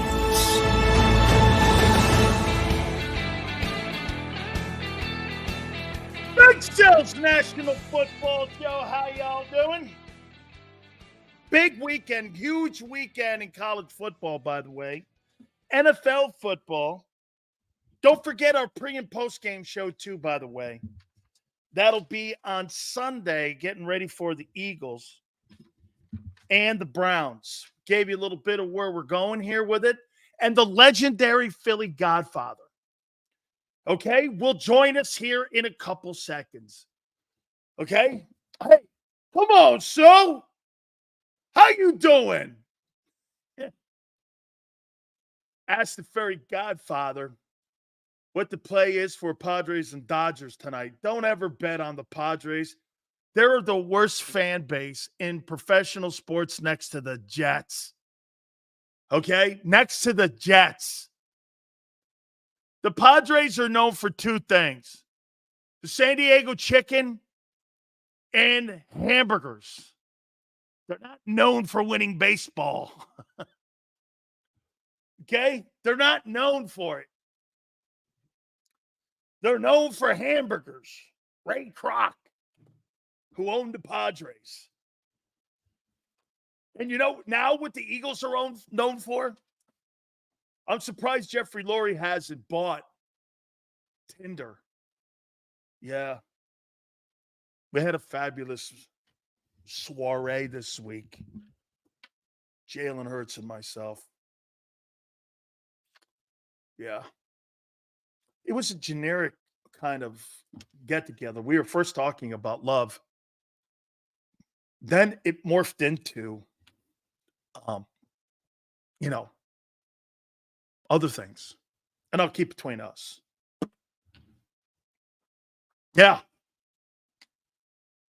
And I'm like, you got the Browns this week. We were talking about other things in life. Life things. I don't care about your life.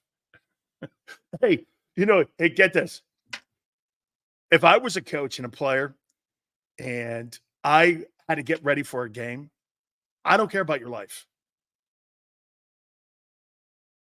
If your life isn't revolved around one thing, Sunday, I don't want you on my team. That includes your family. It's like being in a mob when you're a football player. It's like being in the mob. I don't care about my family. I don't care about my health. I care about one thing, winning. That's it. I care about one thing, winning a championship, winning on Sunday, winning the day, all of that. What about your kid? I don't care. What about this? What about the hurricane? I don't care. That's why football players and sports athletes are selfish. That's why all of them are horrible in relationships. Because they only have one relationship. You know what that is? To the sport they're dedicated to. That's it. You're not worried about Fortnite. You're not worried about anything else other than your task at hand. You're like, Dan, it's so shallow. Athletes are shallow. You think athletes are well-rounded humans? They're not. See, what I love is how people look at these people and think that they're like salt of the earth human. They're not. They're just not. They're flawed human beings. More than you know. You grow up when you leave the sport you play. And you grow into being a man after you leave. Football doesn't make you a man. The life lessons in it help you. But other than that, you become a human being when reality hits and you're humbled. I'll give you a quick story. You know, after I got done playing, I had to get a job. And I had to get a kind of a low-paying job before I got into broadcasting. I worked with Bear Stearns, and it was an intern job. I made no money, basically. Walked in there, my wife goes like this.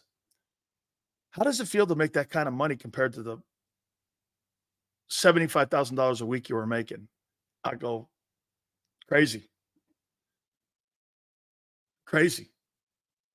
She's like this. She goes, no, so like, you know, you're making the money that like office interns are making. And you're like, yeah. 2 months earlier, you're making $75,000. Newsflash, every human being is flawed. No, not to that point, because you got to kind of care about things around you, Daz. When you play professional sports, you don't give a fuck about anything around you. You don't care about anybody's health. You don't care about anybody's being. You don't care about anything. You don't care about anything. You don't care about nothing except playing football. We're looking at the draft. The Yachtsman has hit an iceberg, and Nick is Rose. Hurts is Jack. Eagles unwatchable. I'll watch the highlights. Yeah. Okay.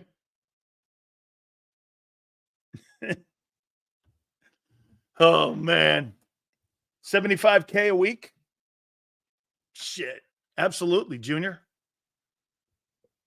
I had first round money. Are you crazy? There you go.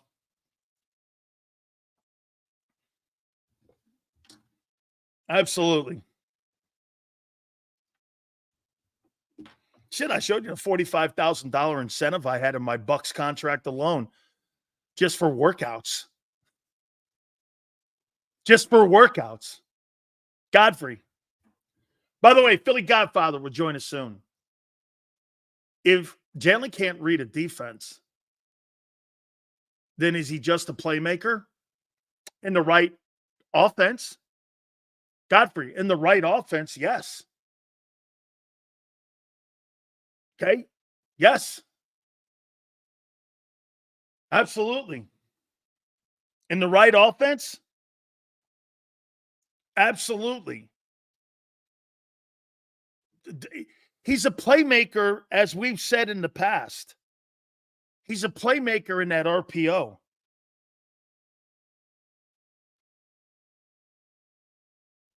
He's a playmaker in that RPO. Absolutely, man. No question. I'm trying to find that Bucks incentive just to show you how crazy contracts get. Here you go. Okay.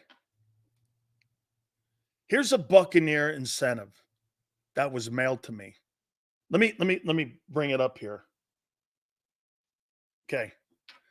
See where it says $25,000 January 13th. Then I got an additional $15,000 on August. At the end of August, I got a $15,000. So it came out to $40,000. This was a $40,000 incentive in 1987. See right here, it says here, As per our meeting with Mr. Culverhouse in our Tampa office, on December 31st, 1987, Dan Sileo will receive an incentive check of $25,000 on January 5th, 1988.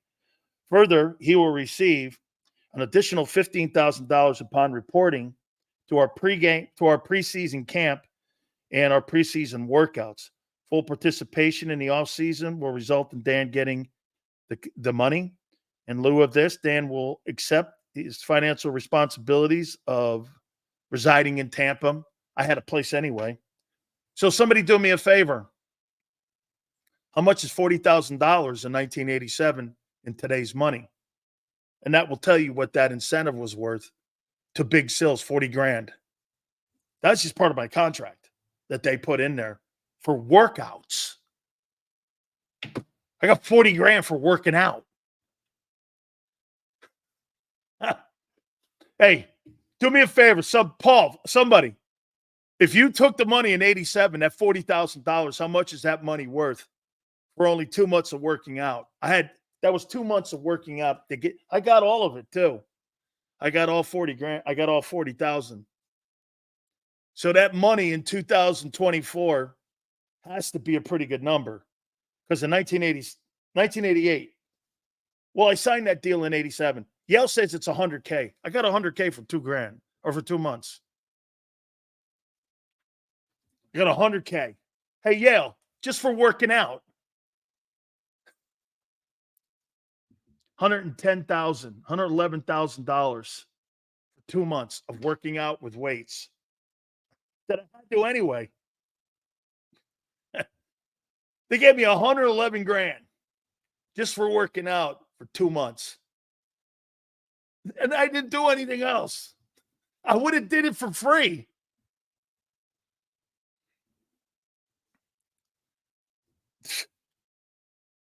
Hell no. Hell no. Absolutely not. I didn't fulfill my responsibilities. I did not. Absolutely. No way. I had to be better, and I wasn't. Then you spend it all in Vegas. I don't gamble. Okay? I spend it all on hoochie mamas. No. No. No.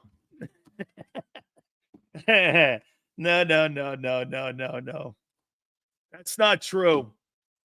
That's not true.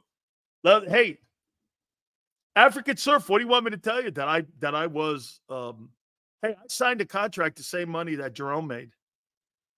3 years, $2.1 or $2.3 million with a $250,000 through $300,000 signing bonus.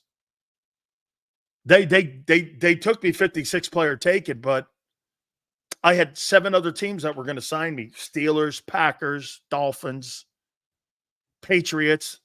Hey, the Patriots, I was this close to being a Patriot. I mean, they flew me up, everything. I was going to be a Patriot. Yeah, you'll love this one too. By the way, Philly Godfather is going to join us in a second here. So check it out. So they told me on draft day, here's the letter the Patriots sent me. It says this: Dan, after careful examination, as one of the nation's premier top 25 talent, we're considering you as a prospect and drafting you in the first round in the 1987 draft. If in the event the opportunity comes up that we were to take you, would you please fill out this questionnaire on where you'll be? Because they didn't have New York City back then. You didn't go to like New York City Hall or whatever it was, Radio City. They didn't have all that shit. You were basically at your college. And Dick Steinberg was the guy with the Patriots, and he said that we will fly you up if you are taken in the first round. This is Director of Player Development, Dick Steinberg. And I think the Sullivans, Yale, I think the Sullivans owned the team. And I think they took Mike Ruth from Boston College instead of me. because he was up from that neck of the woods. I know Mike well. Mike's a teacher now. And I think they ended up taking Mike Ruth from BC, who I was better than. And I had a better – he was good in college, though, but Mike was good. And they called me. I thought they were going to draft me in the first round. I did. I thought they were going to take me. Dan, hey, this is – I forget who the coach was. Look at David. Thank you, JAKIB Sports, for the Saquon Barkley jersey. Hey, David, that jersey is the only reason you're 2-2. Only reason. Only reason. Congratulations. Dude, Xander's, hey, by the way, I posted it as well. We got a bunch of items for people to be able to buy. We don't have the Big Sills gear yet. That's what I'm looking for, is the Big Sills gear. Getting the Big Sills gear. Okay? Okay? Getting the Big Sills gear is what I'm looking for. Oh, man. Big Sills doesn't care about no JAKIB gear. All he wants is big-ass head on a shirt. 90-10. Hey, 90-10. Okay? 90-10. Sure. I don't know. 90-10. Yeah. All right. Holy cow. You gonna hold that against me? Come on, Big Sills. Oh, man. I need the little Sills shirt sweater with a finger pointing down. No, senor. You need a Big Sills shirt with this. I want you. The Big Sills way. Truth, justice, and the American way. How you doing? One of my favorite segments is to help all you freakazoids make money. By the way, I'm going to have a Tinder moment here with Philly Godfather before you bring him up, because I want to pull a Sirianni and a Hurts on him. Okay? I really love the Philly Godfather. You know, me and him had a harmonious meeting with one another this week. We had a bunch of kumbayas. We had marshmallows, and we were out there at the NovaCare Center, and we were roasting marshmallows right there in the parking lot. And we were going to make sure our football team – hold on. I don't want to make Philly Godfather throw up anymore.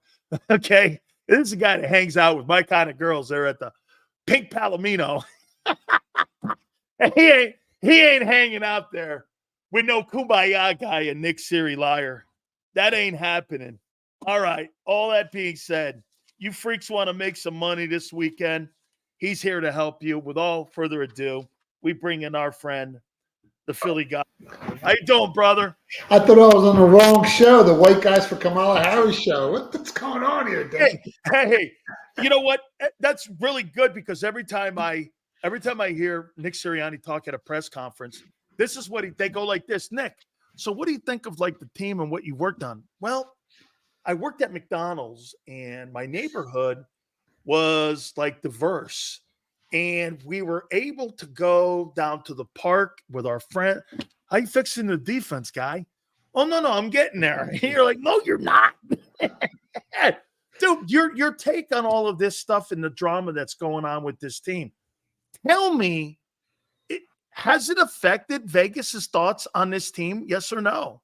No. Wow. Listen, the Eagles fans are panicking. There's some, issues obviously with Sirianni, but they've been going on for a couple of years. They still, to win the Super Bowl, still at plus 1,500. When healthy, one of the better offenses in the entire league. And the line actually opened up 6 against the Browns. I bet it back on October 1st because I knew the Eagles were getting everyone back. And I knew another week if the Browns played, they're very injury prone, that team. They were banged up last year. They're really banged up this season. I knew they would get even more banged up. Now the line's up to 9. So the Eagles are 9-point favorites against Cleveland. Oh, I'm taking that. I don't know about that, Dan. Dude, the Eagles, you know what, though? The problem that I have with people is they're under the impression that the Eagles have a good – here, watch this. Okay, you're right in everything you said. But here, so you're talking about a bottom 5 defense versus a bottom 5 offense. And on the other hand, you're talking about a top 5 defense with the Browns with Jim Schwartz versus a top 5 offense. Okay, to me, the conversation then goes back, well, who's got the coaching? 2-time coach of the year, Kevin Stefanski, got Joe Flacco into the playoffs a year ago. And I do agree with you. Deshaun Watson sucks right now. But that defense doesn't suck for the Browns. No, when they're healthy, they're really good. But the problem is they're really banged up on the defensive side of the ball. If you look at their health score, the Eagles have a plus 15 health score, better than Cleveland going into this game. I don't know how the Browns are going to keep up with this Eagles offense. They're averaging, 16 points per game. They scored 6 touchdowns on the entire season. This is the perfect team that's coming at the perfect spot to play the Birds, to calm everything down in Philly. Now, can they cover a 10-point spread? Yeah, if the Eagles continue to turn the ball over and if Jalen Hurts continues to be a turnover machine, absolutely, because as we talk about on every week, turnovers are so big. But I think this is the right team at the right spot for the Eagles to get healthy real quick. Okay. Sirianni and his coaching job, do you think if they lose this game, and you're right, everything is pointing in the right direction, and I agree with you. I got the Eagles beating them too. I think the points, because they haven't really scored a lot of points in the last couple of weeks and really since the start of the season, outside of game 1, they haven't scored a ton of points. I'm with you. They win. Hypothetically, they don't win this game on Sunday. Could they fire Nick Sirianni on Monday? Yeah, I think so. I would fire him on Monday. If they can't beat a wounded, banged-up defense, a wounded, banged-up team, a team with Deshaun Watson hasn't been able to move the ball, a team whose offense is probably the worst in the NFL, you got to get rid of somebody. Someone's getting axed. And I personally would axe Sirianni. Absolutely. Yeah, and give the job to Kellen. Let's see what a play-calling head coach can do. I mean, that's where I'd go. All right. Hey, last night, San Francisco, Brock Purdy looked awful good last night. 13 running back. Kittle's been in and out of the lineup last night. They're back to 3-3. Still a lot more football to be played. They got Kansas City on the horizon also coming up. That'll tell us a little bit more about that football team. Has your thoughts changed at all on San Francisco, especially since they were 2-3 going into that ball game, that they kind of righted the ship? Seattle's a tough place to play. It's one of the tougher joints to go in and get a win. San Francisco, do you still see them as a viable Super Bowl contending football team? Yeah, when they're healthy, they still have the second best odds to win the Super Bowl behind the Chiefs at plus 650. So when they're healthy, they're very dangerous. I would have loved to see them have a clean victory last night. If you notice, Seattle turned the ball over 3 times. Hey, and they let Seattle do what has happened to San Francisco the last couple of weeks. I thought they were going to allow them back into that thing. Well, they did for a second until the end. But yeah, I would have loved to see a cleaner victory. And as we talked about it before, if a team turns the ball over 3 times and they lose the turnover battle 0-3, they got like a 99% chance of losing that game. So San Francisco's still loaded when they're healthy. They're still one of the better teams in the league, in the NFC, and currently they have the second best odds to win the Super Bowl. Let's get into it here. Jacksonville at Chicago. Chicago had a really good week last week from Caleb Williams. It looks like he's starting to play a lot better. Jacksonville got a win as well. Trevor Lawrence played exceptionally well. Their defense actually played well. It's in the Windy City going up there. Does Jacksonville get a second win, or do you see Chicago continuing to win? The game's in London, isn't it? Oh, it's in London. That's right. It's a London game. That's right. Yeah. It's in London. And by the way, the Jags have more of a history of playing there versus Chicago, so I'm not sure that plays a factor. But how do you see this thing? I think the last 5 games have stayed under the posted total. This game opened up Jags, the Bears -1.5 to 44.5. As we talk about each and every week, health is so big in the NFL, and the Bears are slightly healthier, traveling over to London this week against this Jags team. This game is probably as close as a coin flip as you can find on the entire board this week. Before the season started, both teams expected win total was set at 8.5 by Vegas. I've been flip-flopping on this game all week. Early on, I kind of like the Bears a little bit. now I'm starting to lean towards the Jags plus 1.5. It's on a neutral field. The teams have two common opponents on the year, the Texans and the Colts, and the Bears lost to both those teams while the Jags beat the Colts, and they should have beat the Texans. So even though the Bears do have the better record at 3-2, that win against the Titans was kind of fugazi because the Titans turned the ball over so much. So I kind of like the Jags now. I think the Jags get it done here, even though the Bears do have the better pass defense. But the Jags do have the more experienced quarterback, and they're headed overseas. I kind of like the Jags a little bit. This is one of my favorite segments, man. I love talking this stuff here. All right. Arizona at Green Bay. Arizona has some pretty impressive wins. They beat the living hell out of the Rams, and I thought they really beat the hell out of the 49ers too. I mean, there's some pretty good wins. They got to go to Lambeau for this bad puppy here. I don't think really Green Bay played all that well this past week, and Jordan Love has kind of like fumbled around since his injury here a little bit. But, boy, I'll tell you, Arizona, you and I both said Arizona is going to be a surprise football team this year, and here they go with an opportunity to beat a pretty good NFC team. Green Bay's good. There's no question. They're good. But how do you see this thing playing out? Yeah, we talked about it before the season started. We went over 6.5 wins for Arizona. They've got 2 already, so that's looking pretty good. But there's supposed to be some weather in this game. It's supposed to rain, and 12 to 15 mile per hour winds. So the total's at 47.5. I think if you go under the total there, even though both teams have some pretty strong offenses, because of the weather, I think you might be able to cash a ticket if you bet the under. When it comes to the side, I'm kind of leaning towards the Packers here. I mean, Green Bay is ranked number 1 in the league in turnover margin. They're stingy with that football, and we all know how important the turnover margin here is. They're supposed to be 3 wins better than the Cardinals when healthy. The expected win total by the Packers this season was at 9.5. The Cardinals was at 6.5. The Cardinals' run defense isn't the best either. So in this type of game, I think the Packers can run the ball, chew some clock up. I'm leaning towards the Packers -5. I do like the under better, under 47. I haven't bet the side yet, but if I do, I'll give it out on Twitter. Indianapolis and Tennessee. I mean, absolutely horrible game. I mean, he's staying away from this thing here because, again, Indianapolis, I thought was going to be better. Godfather, I thought they would be better. But, I mean, they've kind of limped around. I think it's got a lot to do with Anthony Richardson. In my opinion, I think they got to stick with Joe Flacco if they're going to try to go on and do anything, which is kind of a scary proposition. But, I mean, the Colts have to win this game, no? Yeah, but I don't think they're going to, man. This is another game I bet early, like the Eagles. I was fortunate enough to grab the Titans at +1.5 before the line flip-flop, and now they're favored by 2.5.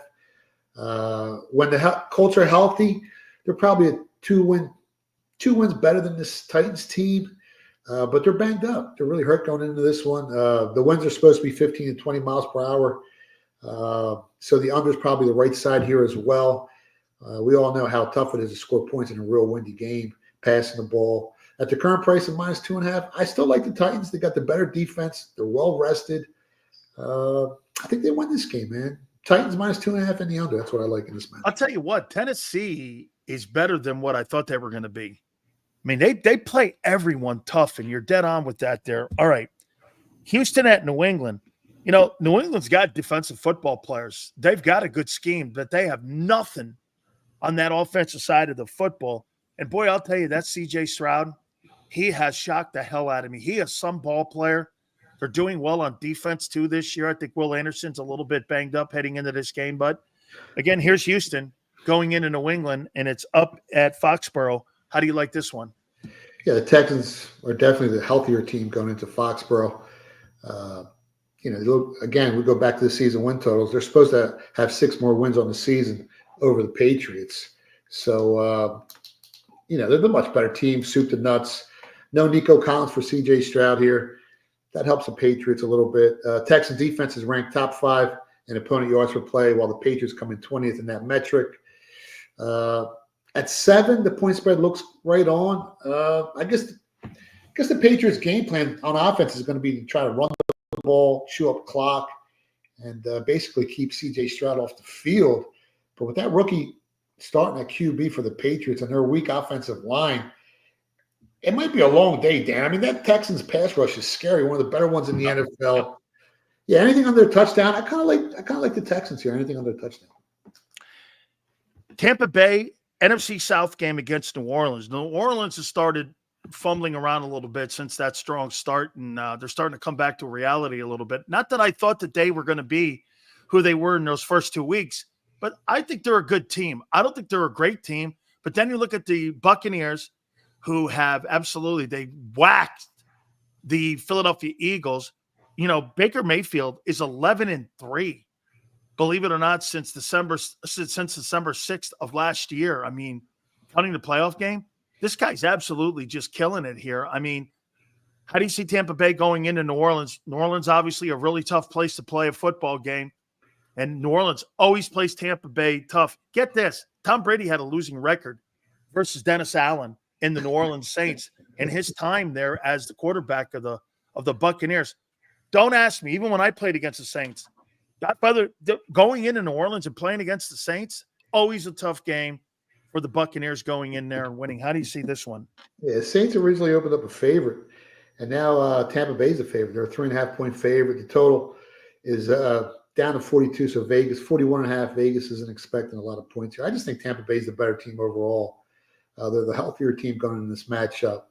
I took them on the money line before the line flip-flopped, and I had them actually on plus 115 on the money line. And now at 3.5, it's over that key number of 3. If you were going to bet it now, you might look to bet the Saints. But I bet it early. I'm on Tampa Bay early on the money line. I think Tampa Bay wins the game. Washington at Baltimore. Holy cow. I'll tell you one thing we're going to do. We're going to find out a little bit about both teams here. I think we know Baltimore's good. Yeah. I mean, if you take a look at who Baltimore's beaten in the last consecutive weeks, I mean, they've beaten some pretty good quarterbacks here. You beat Joe Burrow, you beat Josh Allen. Now you're in a position where you're taking on this young kid, Jaden Daniels, and who has looked fantastic. But Washington's had some suspect wins on their schedule here, whereas Baltimore's played since the opener against Kansas City, they've played some pretty tough teams, and they're pretty battle-weathered right now. And it's in Baltimore. How do you see this thing playing out? Well, we got the highest scoring offense in the AFC, and they're going up against the second highest scoring offense in the NFC. So this is going to be a fun game to watch, Dan. Probably put some points on the board. Like you said, this is going to be the biggest test for this Commanders team and Jaden Daniels. The Ravens are the best team they've faced all season. And Baltimore's defense is finally, I think, 100% healthy. So it's going to be tough for Washington to go in there and win this game. If you look at their 4 wins, like you just said, on the season, it came against opponents with a combined 6-14 record. So they haven't been playing the best schedule, the toughest schedule. I think Washington comes back down to earth this week. On the defensive side of the ball, if they can't stop the run, it might get ugly really quick. Anything under a touchdown, I kind of like the Ravens at 6.5. Early on, I was leaning towards Washington, but now I think the Ravens is the right side. And the Ravens always like to come out fast in Baltimore. They're really tough down there. If you want to bet them minus 3.5 in the first half as well, I think you catch both tickets. I don't know who the Chargers are yet. You know, they're going to go to Denver. Always an absolutely nightmare place to go play. But again, it's a common opponent, AFC West. So they know how to play up there in that altitude. By the way, that's a thing, going and playing in that altitude. I mean, you know, Jim Harbaugh's such a good coach, and they're playing pretty good football. I mean, they're one of the better running teams. And Denver's, you're talking about a team that's going to have to really stop the run if they're going to beat the Chargers here. Who would have thought? I mean, Jim Harbaugh, as many people think that he's a great passing guy, this guy, when he was at Michigan, even when he was with the 49ers, that Colin Kaepernick ran the ball, you're going to have to stop the run, and Denver's going to have to stop that run. They got Bo Nix playing there. Chargers at Denver. How do you see this one? Yeah, the line's 3.35.5. It's one of the lower totals on the screen this week. You got 2 solid defenses. I mean, we talked about this Broncos defense being legit. People are starting to believe us now. And you just mentioned the home field advantage. The Broncos at home first 6 weeks of the season have a huge home field advantage with that altitude. If you look at the ATS record, or if you look at their straight up record, it's insane. I mean, teams just aren't in that type of shape yet. When they go up there, they get shot in the fourth quarter. They're huffing and puffing. The Chargers offense still not fully healthy. It's a really low total. I mean, the full game total is at 35.5. But you got 2 good defenses. So if anything, I think the under 17.5 in the first half will get there. I'm not sure about the full game total, but if you bet the under in the first half, you probably cash a ticket. The Chargers run like one of the slowest offenses in the league, and the Broncos on offense are ranked 28th in the yards per play metric and 22nd in points per game. So I don't expect these teams to come out fast at all. So, I think the under is the way to play it there in the first half. When it comes to the side, the Chargers are stingy with that football, man. They don't turn the ball over much. I think they're ranked top 5 or top 3 in turnover margin. And the Broncos are really going to need the Chargers to make some mistakes here to win the game. I kind of like the Chargers here on the money line. I'm not looking to lay 3. I think with 2 good defenses, 3 is the right number. It's the key number. And as I've mentioned before in the show, I think like 17% of all football games land on that key number of 3. So if you take the Chargers on the money line and bet them in the first half on the under, I think you cash both tickets. This Pittsburgh game here, I mean, I don't think they've made a decision on who's going to go at quarterback yet. It still may be Russell Wilson going in on this game here. And it's in Vegas here. I can't figure out this Raider team. They're kind of good. They're kind of not good.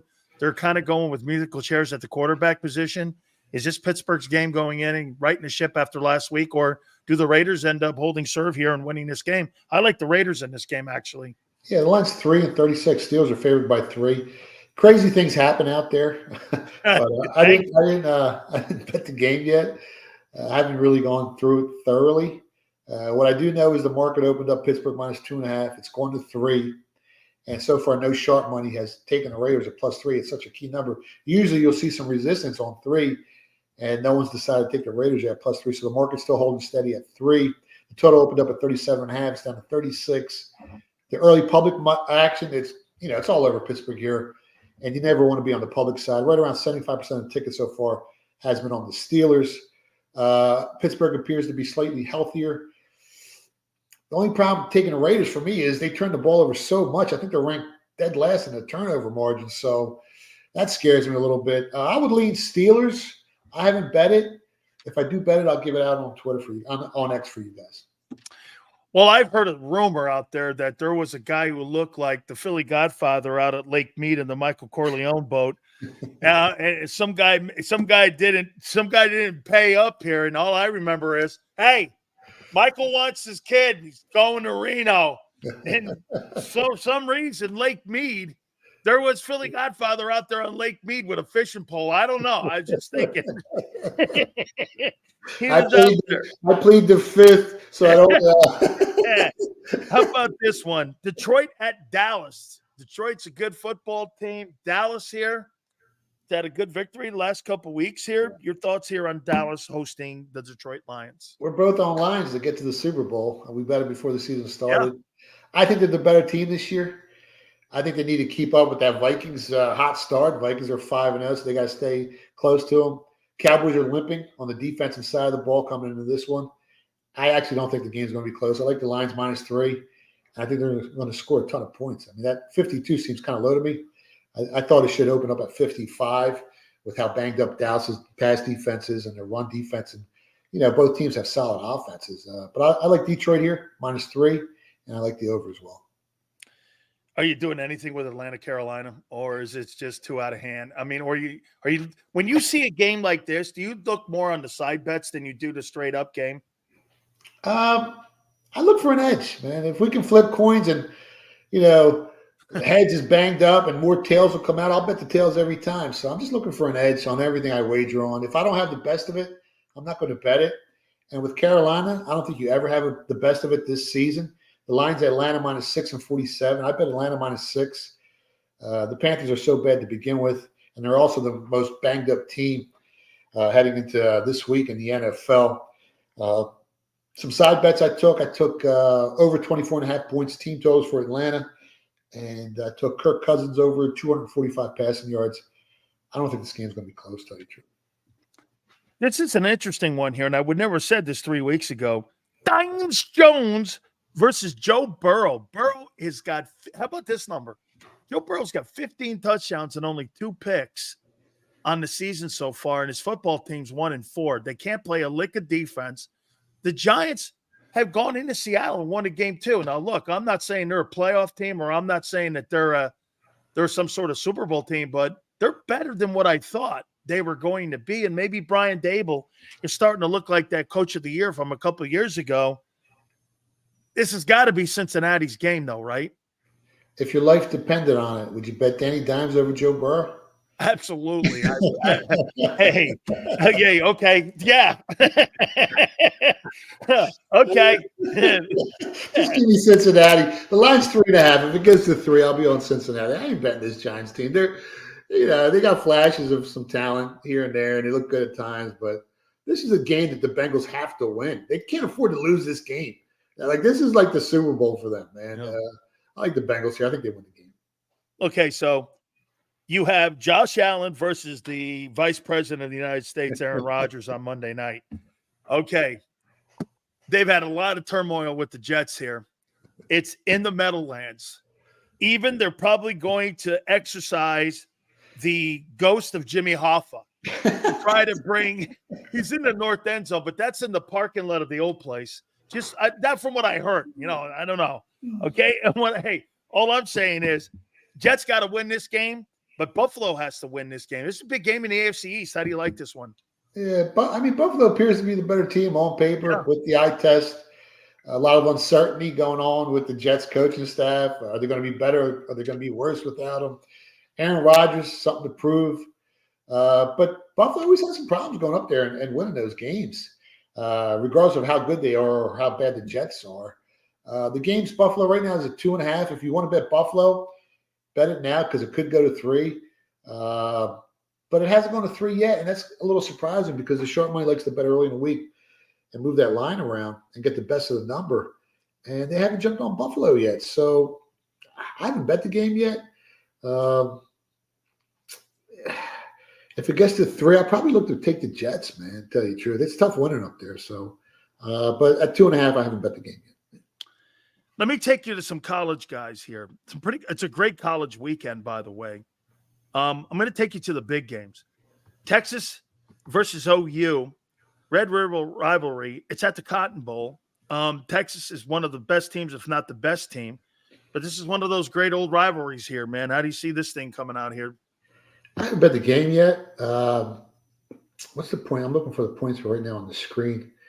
Texas right now has the second best odds to win it all. Last I checked, I think they were like a 2-touchdown favorite. I don't think the line has moved at all. Oklahoma, tough place to play at the Cotton Bowl. I just hate giving stuff out if I haven't bet it yet. The whole world's going to be betting Texas, so I never want to be on the public side. The total at 48.5, 49.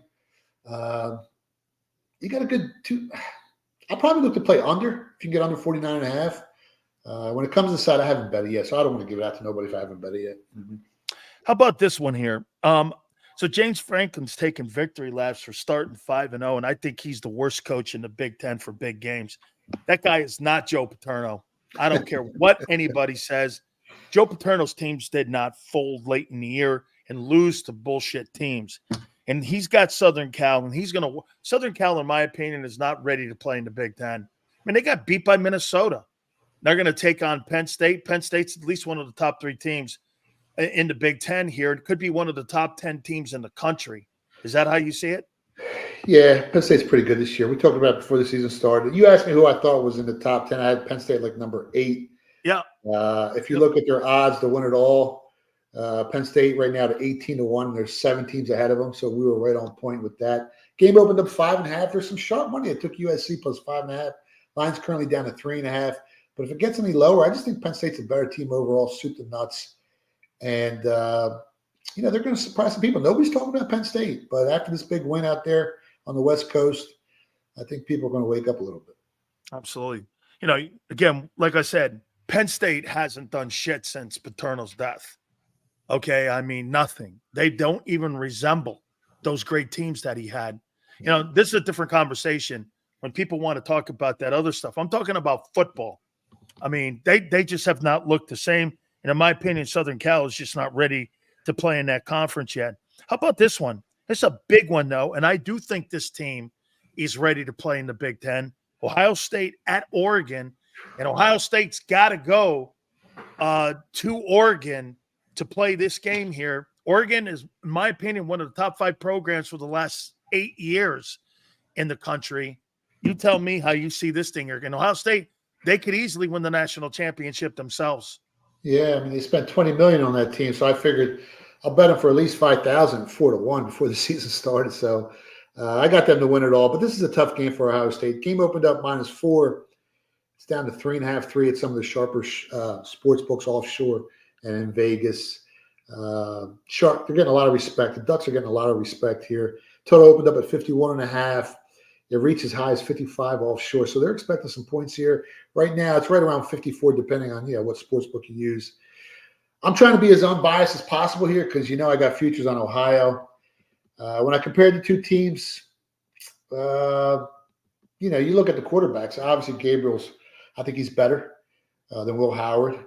And there's 4 guys ahead of him to win the Heisman right now. But if Gabriel can win this game against the best defense in college football, he might become the odds-on favorite. If he has a big day here, you might see him the odds-on favorite with that kid Genti and Cam Ward from Miami to win the Heisman. But he's going to have a big day. Right now, he's 15-1. And if Oregon can win this game, we'll probably go down to 3-1. So if you want to buy that now, buy that now. But other than that, Ohio State, soup to nuts, I think they're the better team. Being at home for Oregon's big here. You got 2 good defenses. And historically, Ohio State versus top 10 teams over the last 5-6 years on the road, they haven't been that great. I think they've only covered the spread 30% of the time in 20 games. So they haven't traveled well against good teams on the road. I keep going back and forth here. The number's right there. At 3, I don't think you're getting the best of the number. At 3.5, I think Oregon's the right side. If it dips below that key number of 3, Ohio State could win the game by a field goal, and you can win both wagers. But at 3.5, I think Oregon, that's probably the right number, man. It's a tough place to play. But again, unless Ohio State makes some mistakes and they're ranked 10th in turnover margin, they're probably going to win the game. Now, the price is the price, and at 3.5, I think Oregon's the right side. Well, Gabriel Dillon, man, he's been around a lot. UCF, Oklahoma, now he's up there. I just think they got Ohio State has 2 sensational young wideouts, too. I think one of those kids could play in the NFL right now. They've got a ton of talent on that football team. So them in Texas, like you say, Ole Miss stumbled.